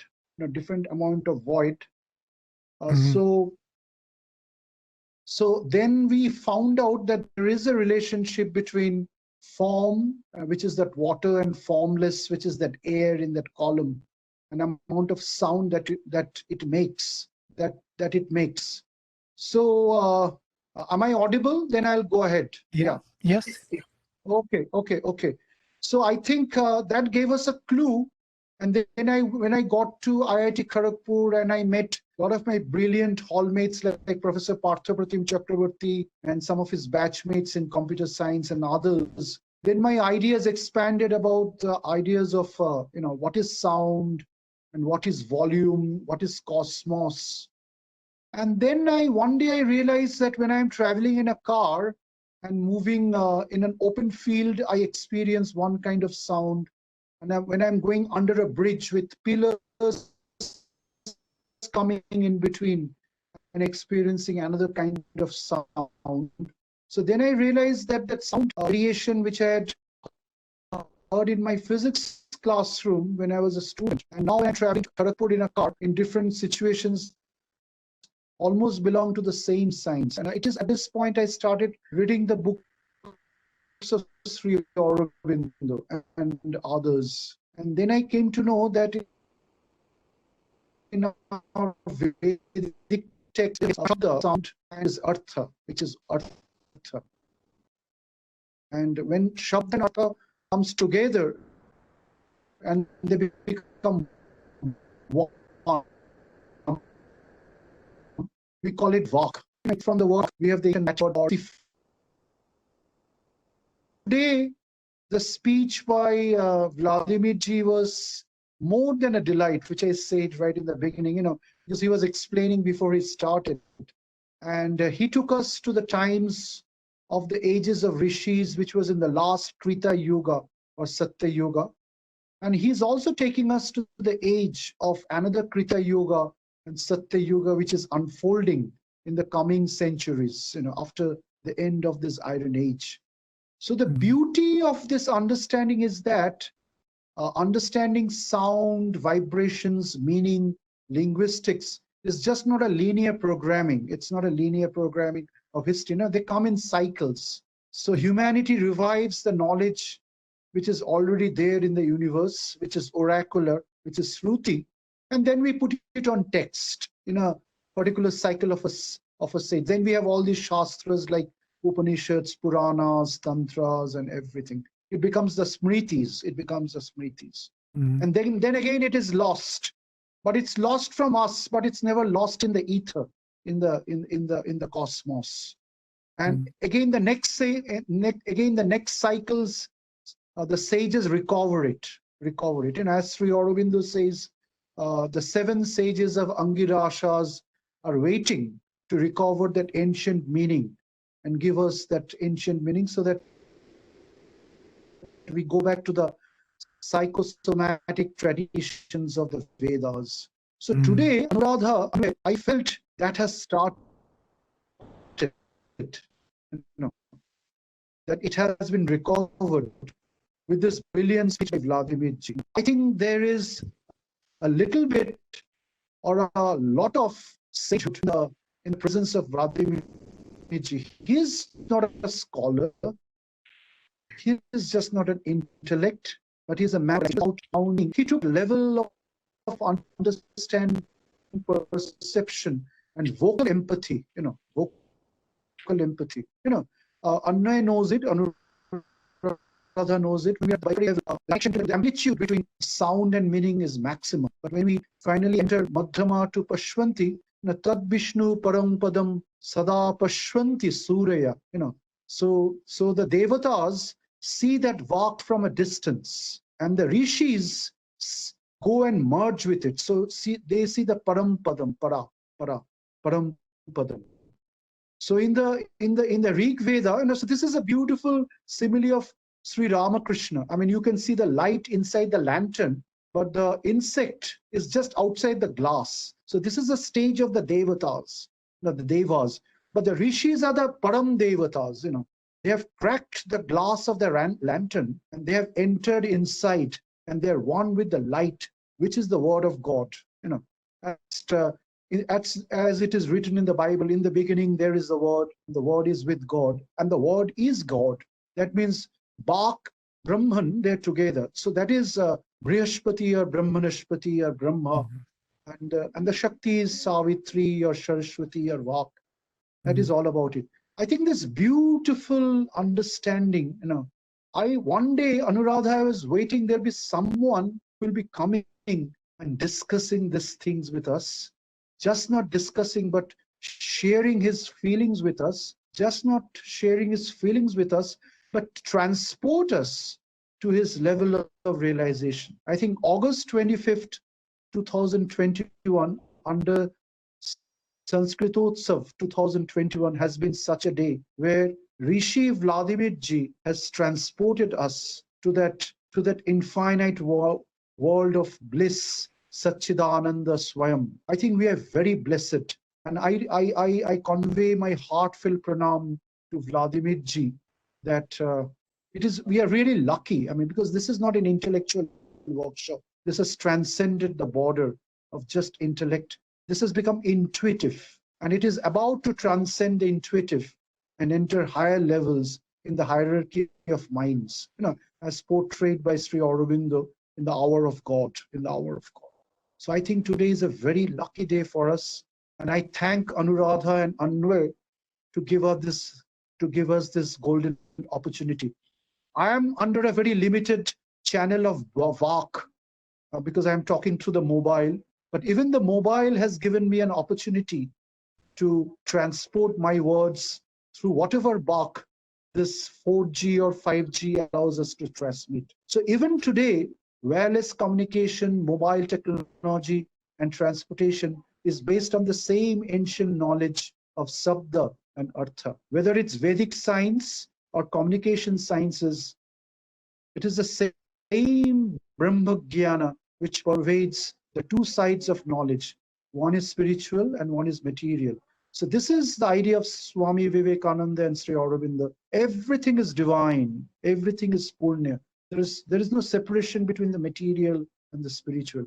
It is supramental. It's infinite. So I think today we have got that touch. Namaskar. Namaskar. Thank you. I hope I made some sense. Thank you so much. Thank you very much, Joyda, for Professor Joyson for that. I say Joyda because No, of it's Joyda. Just go ahead with Joyda. Go ahead with Joyda. any connections. But yes, thank you very much again for those very warm words and heartfelt words of appreciation and acknowledgement of the source from which Vladimir ji generally is able to connect. I mean, I've known him for many years now. And what you have said only...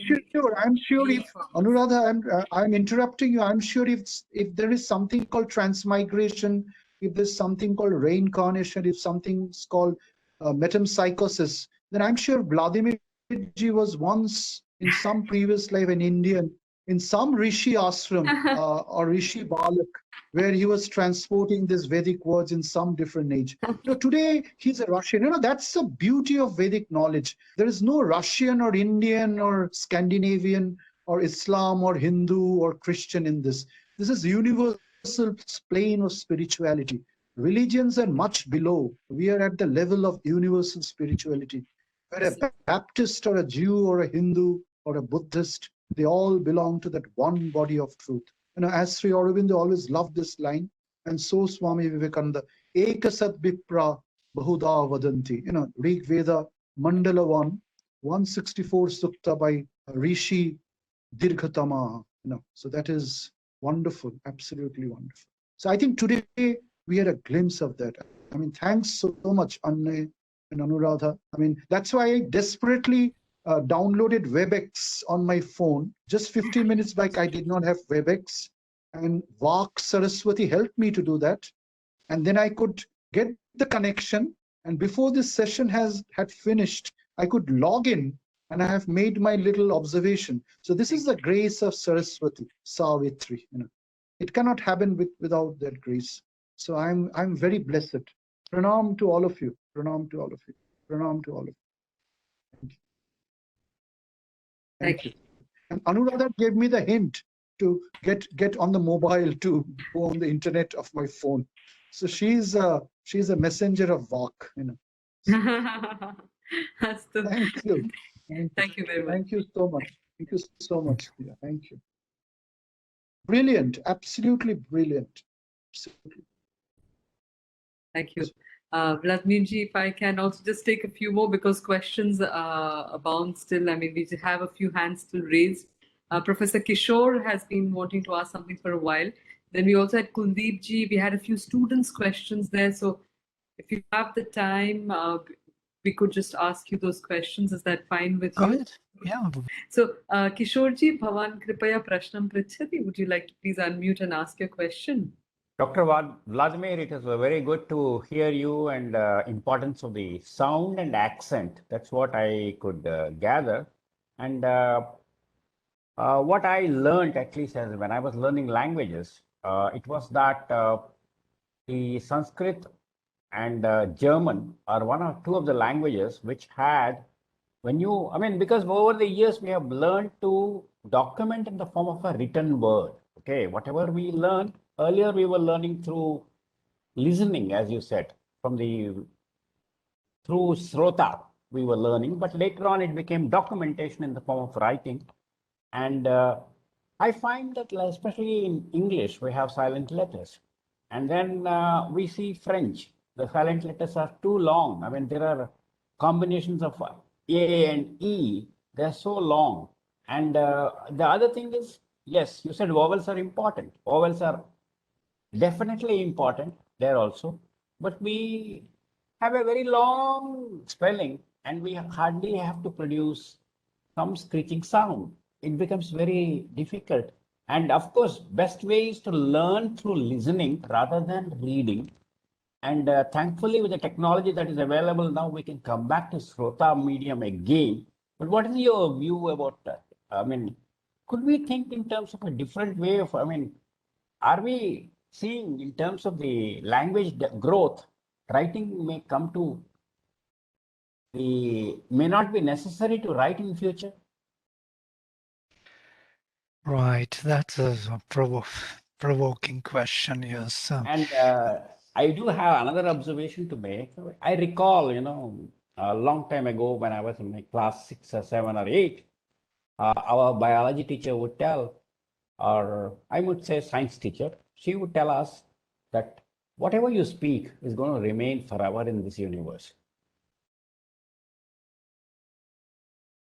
The sound Right. remains. It's never Sound lost. is always, yes, there. Yeah. Thank you. Thank you for these provocative thoughts. And yes, it's rather thoughts rather than questions. They have no answers, of course. They are just there for us to keep them forever and to try to figure out through our life what it really means. Yeah. There are no answers like answers given which could be satisfactory or one. Yes, but you are right. Absolutely, the sound is living, and it is the ongoing consciousness which is expressing itself in new forms. And there are many languages. A Sanskrit language is perfect. It's a Sanskritam. Yes, it is perfected. It is made totally holistic, and it's an instrument of perfect consciousness through which you can present a higher consciousness without distortions in a way. But even there was some development, and we can see over time from the Vedic Sanskrit to the modern, there was a development of particular kind, though the language is the same, which is unique, because language doesn't live longer than 500 years. Take any normal Prakrit language, in 500 years it changes in an unrecognizable way. But Sanskrit maintained its identity from the immemorial times, from prehistoric times, the same language till nowadays. So even if we modulate nowadays, Sanskrita Bharati speaks more spoken language, still it is the same Sanskrit language. Just selection is a bit narrow because we are so utilitarian nowadays that we have no time to really express deeper truths. We have to only be, active and proactive in doing things. But still it is the same language, the same power. It bears the same power. And every time we pronounce, we use this language, it vibrates and it connects deeper layers of our consciousness. It connects us to the origins of our speech. That's the power of Sanskrit. And that's why Mother in Sri Aurobindo wanted this language to be the national language of India. There was the whole movement, the whole movement in India to make it national language of India in 4750. Ambedkar, he was moving everywhere. So there was in India lost, there was a vote, only one vote was more over the vote that Sanskrit would be the national language to India. Only one vote. Yeah, I'm told only one vote pledged the American language, working language as English as against German. It's amazing. Yes, thank One you. vote. And the other interesting thing about the American English is it's more like German in the sense, or like Hindi or Sanskrit, where you write what you speak. Little more. Yeah, Sanskrit is totally what you write, what you speak, you write. There is no more, there is no modulation, modification, because it is perfected in a way. There was an anecdote, maybe it's good place to mention it, when when all the Ambedkar and everybody came to the minister to say, let us promote Sanskrit and make Sanskrit national language of India, he said, but where do you see Sanskrit nowadays? You know, there's nowhere Sanskrit today, so why do you come with this idea? And there was one Muslim in the group, Muslim who was promoting Sanskrit, by the way, a Sanskrit teacher, and he said, sir, may I suggest something? He said, why do we have lion on our emblem of India? Let us put donkey. Where did you see lion nowadays? Donkeys are everywhere. So this is something about Sanskrit. It brings some higher level in the nation. Vivekananda said, if you want to raise your level, learn Sanskrit.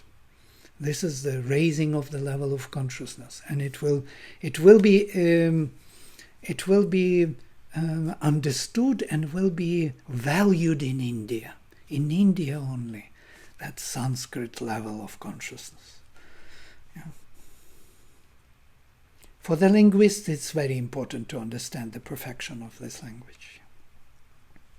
Thank you very much, because I was also reminded of what the mother said. She says that just like every child in France speaks French, every child in India should know Sanskrit, because Sanskrit is a language of India's soul. So if you know this language, then you can connect to the very essence and spirit of this nation, of the civilization. So thank you very much for that important reminder. I'd like to ask Nilanjana Ghosh, who also had a question yesterday but didn't get an opportunity.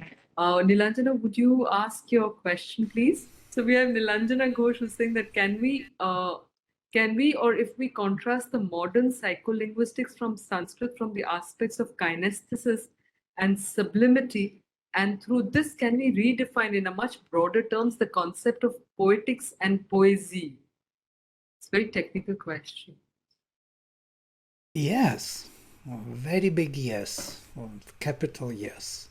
Definitely, this understanding of the value of articulation and the meaning, putting it consciously articulating sounds, is the way to conscious speech. Unfortunately, we speak a very formal, very structural, very mental language, very conceptual. Concept itself is already void of meaning.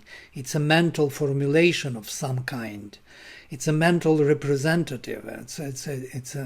It's not really the real living being. To make it living being, you need the sound, the value of sound. And that is the poets. We should be all poets from now on. We have to learn to compose through the sounds, articulate through the powers of sounds and meanings of sounds what we want to communicate. Since we communicate on the surface, it's not so important when, we're just like... But if we want to communicate deeper realities, deeper connection, we need this knowledge. Thank you. We also have another question by Swarnadeep Mitraji.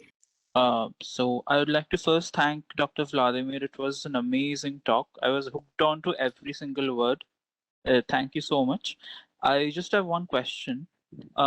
We have always heard that Sanskrit had an impact on Western European languages like German, as well as there's a lot of talk about this, but I've never had the opportunity to ask about the Eastern European languages, in particular Russian. So how much impact or influence would you say that Sanskrit as well as Indian philosophical traditions had on Russian literature or Russian way of life? Yeah, well, way of life I can't say, but language-wise, yes. All Slavic languages, Slavic, notice, Shravas, Slavic.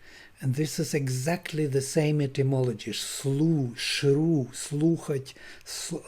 Slavic is from Shravas, from slovo. Slovo means word in Ukrainian and Russian and Slavic language. Slavic itself is from Slava, Shravas as fame, and Shravas as the word, because word and fame go together. So these are very close in every way, and they have a huge percentage of words. Most unexpected words can trace their origin to Sanskrit. Right. Thank you so much.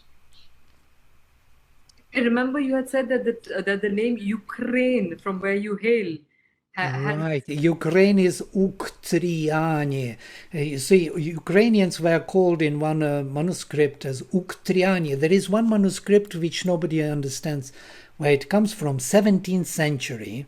It's written Uktriani glagolymaya brahmani. I'm citing in old Ukrainian. Uktriani glagolymaya brahmani, ostrovice, мясо не едяше, вино не пьюше. So I translate. The Ukrainians, Uktriani, they call themselves Brahmanas, Brahmins. They don't eat meat, they don't drink wine. They offer to their gods with flowers and honey. This is a quotation from the text. Nobody knows where it comes from, why it is there, how to deal with it. What kind of Brahmins are there? Uktriani. But then if you look into this Uktri, you will see that Uktar, Vaktar, is a Vaktaram avatu, avatumam avatu Vaktaram. It is that Vaktar. And it's Vaktri, Uktri, yes? And from here, Russian and Ukrainian Uchitel, Uchtel. Tel is 3 suffix, and Uch is Vach, weak form, yeah?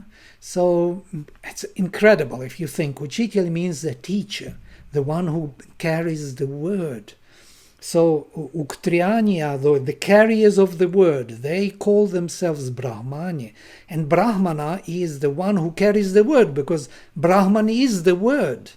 The first meaning is the word, not the spirit. The spirit comes later. Brahman is the word. Brahmanaspati is the one, the Lord of the word, of the hymn. So you can see the connection. Yes, thank you. Thank you for that. Yes. So I've got Payal Reji, who also has a question. Would you like to unmute and ask? Yes. My question is, how this philosophy of sound has been translated into music or dance, especially in the context of dance, because dancing is constituted by both sound and body movement. So my question is how the sounds have been translated into different body movement or mudras, as we call it. It's rather not sound, it's more language, or the word. Yeah? The word can be expressed not only in the sound way, but also in a gesture, in the movement. You know, there are many avadhanas in India. I was making this film on Ashtavadhanam. I would recommend you to see this. This is really something. There are avadhanis in India who are playing these, avadhanas. Yeah, I will not speak about it because it's a topic in itself. So I attended Shatavadhanam, and also there is Sahasravadhanis who have this 21-day composing 1,000 verses on the spot. But there are other avadhanas, like Netra Avadhana, where you can communicate through look. You can say through how you look, or gesture, or so there are many languages which can be used, and dance is one of those languages. Thank you so much. I would also just like to mention to the audience that this Avadhanam is a very unique practice within the Sanskrit literary traditions, or the Sanskrit practice traditions, if I may say so. But it's not only Sanskrit, but we have it in several regional languages as well. But we have somebody called R. Shatavadhani, R. Ganesha, who's done more than 100 Shatavadhanams, 100 Pritchakas, people asking him 100 different questions, and he's responding to all of that, holding it in his mind. So it's fabulous, the kind of mind power, the things that the language allows. So yes, I sincerely hope we can have that opportunity also sometime at the center to host an Avadhani and get a treat of that for all of us. So I'd like to request Kuldeep ji. Kuldeep ji, all yours. And then Anvay sir, Anvay ji, for you to your remarks. as a session. Yes. Yeah, thank you, Anuradha ma'am, for giving this opportunity for asking question. And Dr. Vladimir, it was wonderful talk, and I really like how beautifully you explained the effect of Ramayana on your mind. And suddenly all the problems vanishes. I just wanted to know more about your experiences of reading Mahabharata as compared to Ramayana, since both are very different type of story with very different character. Like Ram is totally black and white, and on the other hand we have Krishna, which is like in a gray area sometimes. So is there a difference you feel while reading both the texts in your emotions? Like, does it calm down like Ramayana, or like it forces you to work more? What type of emotions you experience while reading Mahabharata? Thank you for this. This is yeah, Vyasa is very different from Valmiki in a way. Vyasa is more sophisticated in language. It's he's not so smooth like Valmiki is smooth. He's flowing. He's taking you by something else. It's some kind of higher flow of consciousness or something, and he adds to it. He is not surprising you with shifts. The Vyasa is more. It's a surprise in each shloka in a way. Somewhere there is always something, and even in Indian tradition they believe that he was doing it because Ganesha was writing down, so to rest a bit, because Ganesha said he will stop writing down the Mahabharata if he will stop speaking. So he was composing in such a way that Ganesha was puzzled what it means. And before he could figure out what it means, in that moment, Vyasa could rest a bit, So that was the way how it was done, and there is some truth in it, truth in the usage of language, definitely. Valmiki is just he takes you by the heart, something. It's going straight into the heart.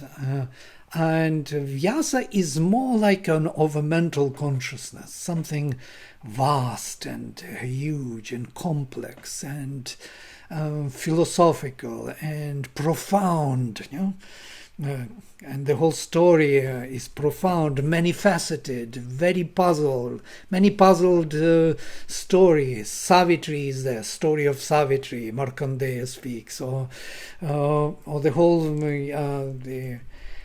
one after the other. One is better than the other.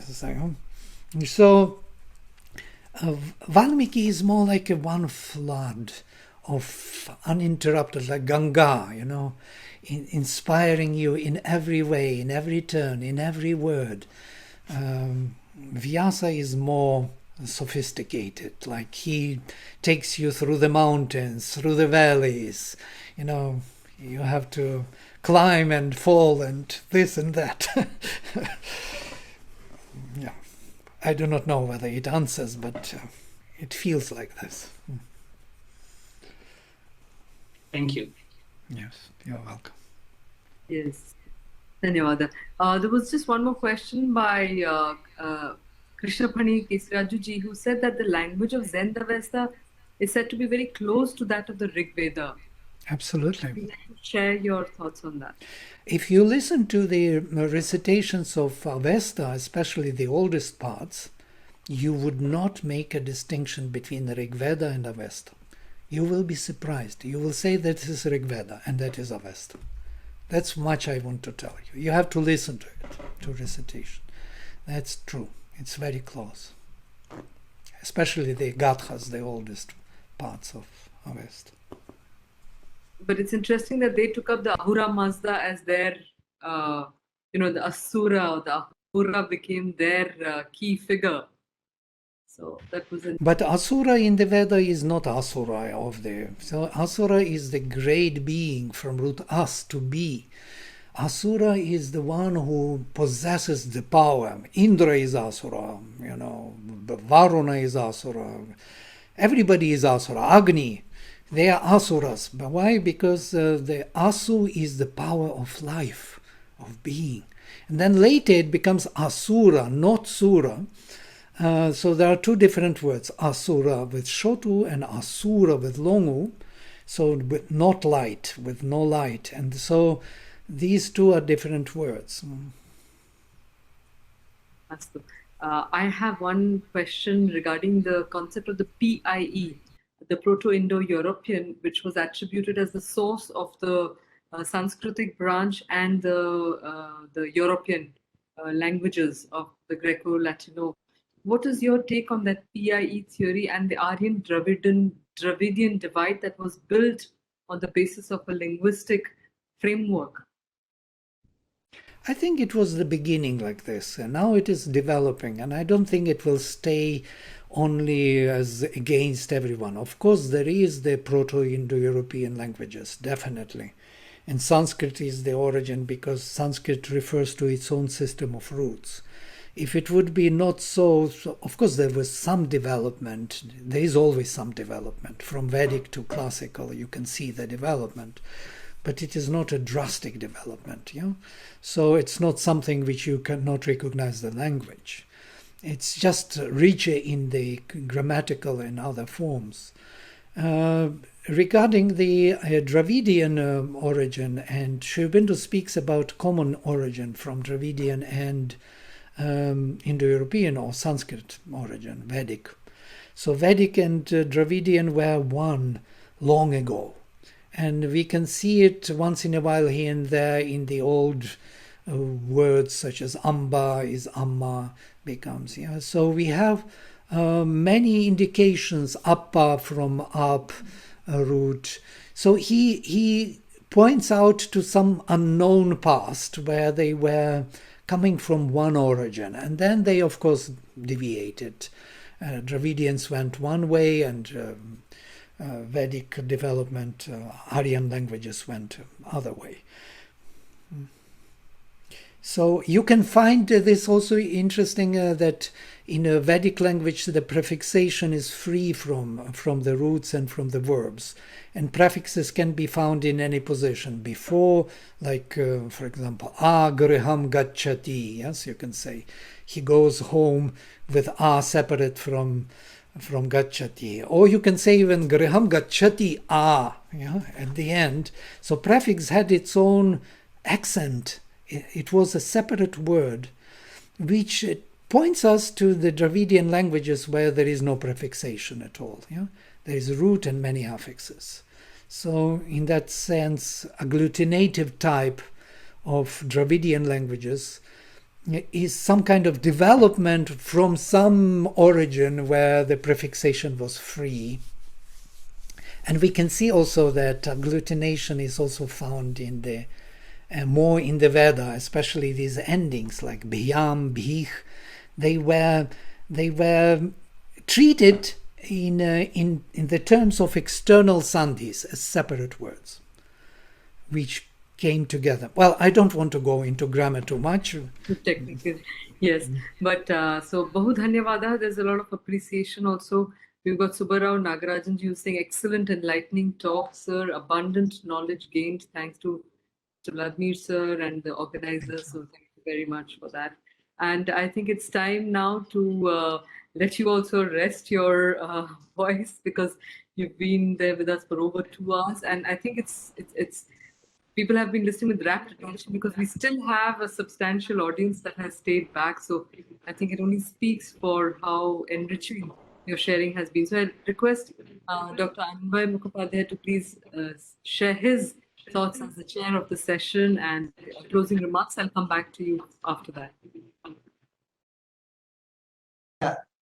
Thank you, Dr. Vladimir ji, for this wonderful speech. And as I had told you even before the beginning of the session, this is an area which is very close to my heart because Aurobindo was my companion throughout my undergrad years. Calcutta is not something that you generally associate with the holy city, but nevertheless, for me, my undergrad years were spent on Aurobindo, Savitri, Light Divine, all these things. But, I was continuously being reminded of my experience of, going through these walks, going through these shastras, as it were, in the city of Varanasi, because it was in Varanasi that I came in close contact with this entire corpus, this wonderful glittering corpus of Kashmir Shaivite texts. And so there is Spanda Shastra, there is Pratyabhijna Shastra, and there is, of course, this notion of this fourfold Vak and all these things. But the point is that even though all these things are different, there are also connections between them. So between Pratyabhijna and Spanda, there is some kind of connection. And I think some individuals from the audience were talking about, vibration and frequency. And it's interesting that, in fact, in Kashmir Shaivite texts, we have reference to Spanda as well as to Vak.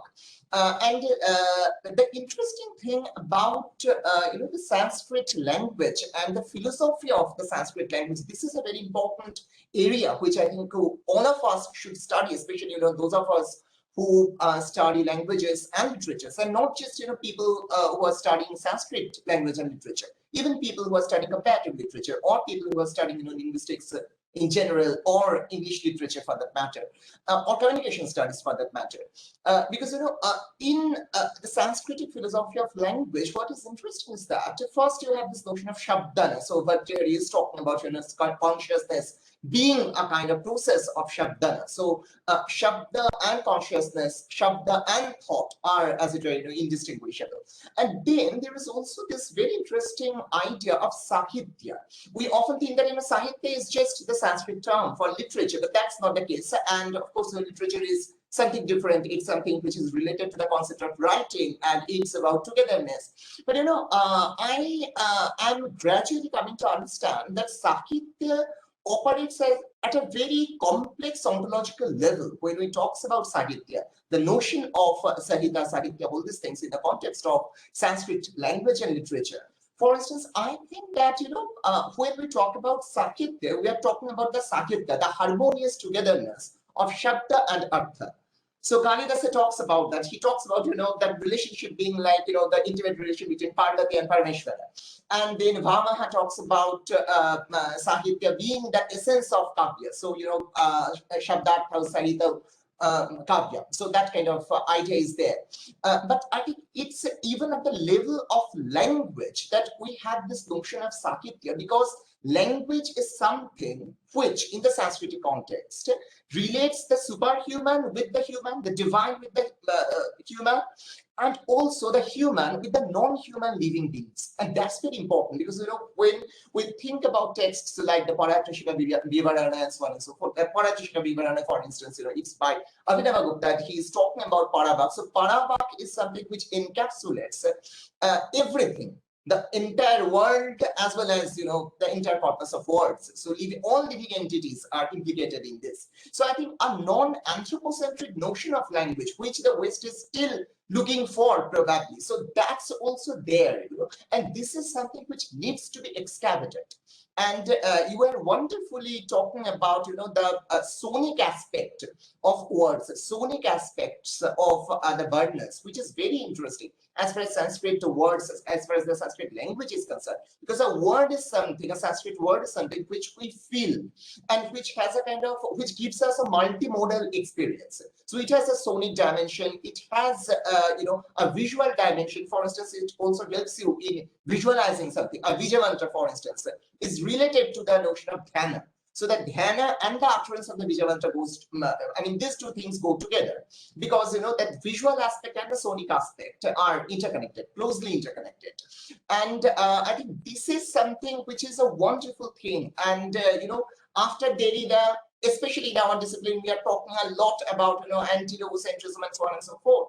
But even in the West, people have started talking about the difference between logocentrism and phonocentrism. For instance, when we talk about utterances, Adriana Cavaredo, for instance, talks about the pranava in her work. She says that you look at the Sanskrit tradition and you will find that Shabda is not just something which is conceptual, which is not just logos, but it's something which is also sound. So sound, meaning everything is fused together in the universe of Sanskrit words. So I think that's why it was a wonderful experience for me to to feel, as it were, this divine dimension of words with you. So thank you very much for giving us this experience. Thank you. Namaste. Bahut dhanyavadaha, Anvay Mahodaya, for Anvay Bhrata rather, for your personal sharing as well, understanding relationship of sound. There's an echo.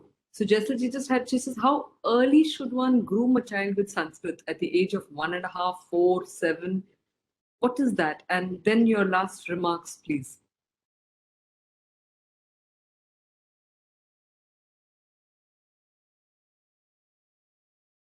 I think it has to start from prenatal education. It has to start when you're pregnant. You have to read a lot of texts, mantras. Not read maybe, because it's not suggested to read it in an aggressive way, yes, especially for pregnant women, but to listen, to understand, yes.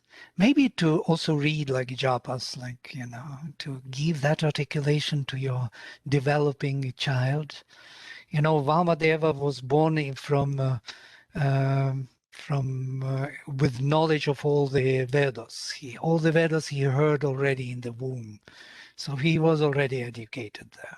So there are instances of prenatal education in a way. So you can start also before you even conceive the child. You have to invoke the being. You have to do certain, as it is beautifully described in Brihadaranyaka Upanishad, how the even conception is done in this way, that you invoke the higher being, the higher consciousness. You make a plan, a vision. Take it seriously. Don't do some kind of child that has to be educated. No, the child is not the child. The child is the already ancient being who is coming here. It needs the tools, needs the language, needs your support. So give that support, give that language. Don't treat your child as a child.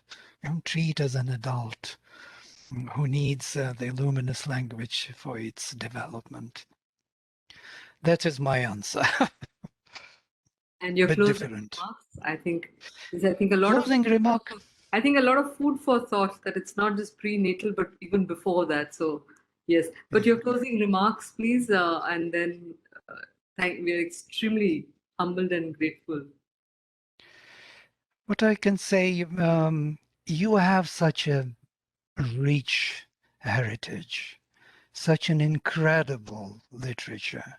Everything in your reach. You can learn the language. It's not so difficult. By the way, we have Sanskrit classes if you want to really learn within 1.5 years the whole grammar. And grammar is the key. It is this Indram, yes, which we have to learn how Indra managed Brihaspati's word. So once you know how to do it, the rest is in your hands. So you can read the texts, figure out by yourself what it means. You don't need to rely only on interpretation. The texts are already charged with knowledge. Vedic language, the Veda itself is charged with knowledge. So the language itself is the carrier of knowledge.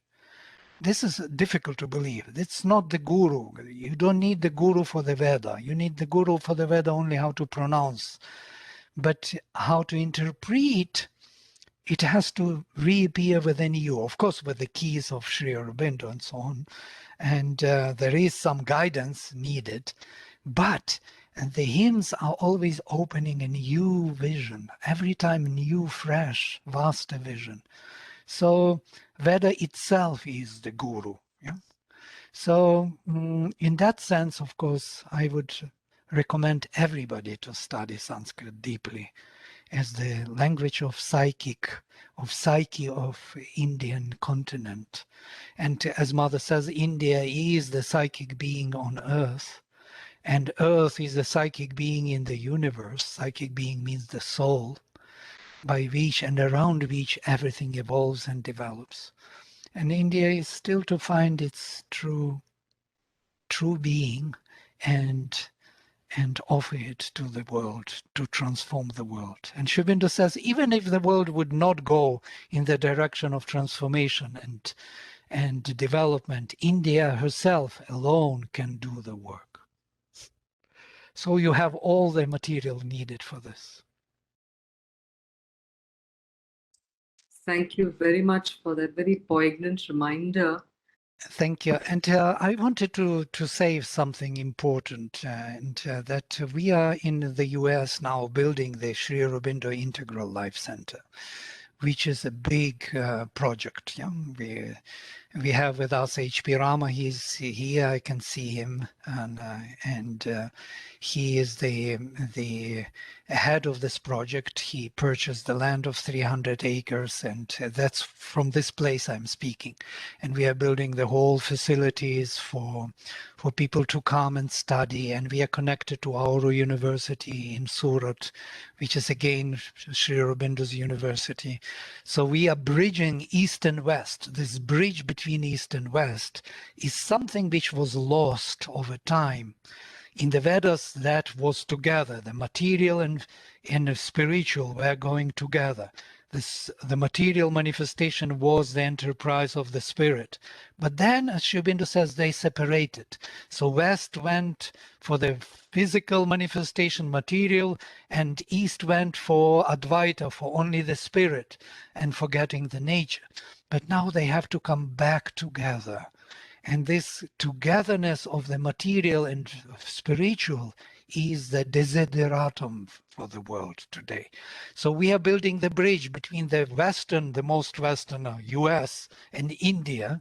So we want to bring the best knowledge of both into one and examine it from the highest point of view. This is the very important message which I wanted to make. And since HP is there, I'm very happy that he is here with us. HP Rama, who is the founder of our university and the head of this project here. So that is very important for us. And you are most welcome to contribute, to join our projects, our seminars. We have many webinars online. You can find it. I can send to everyone the link, which is called lagrasscenter.com. You can even type lagrasscenter, one word.com, and find all our programs, new perspectives, new approaches to knowledge from the point of view, even from the ancient point of view, how we can utilize the ancient knowledge for the future. That's a good message to end.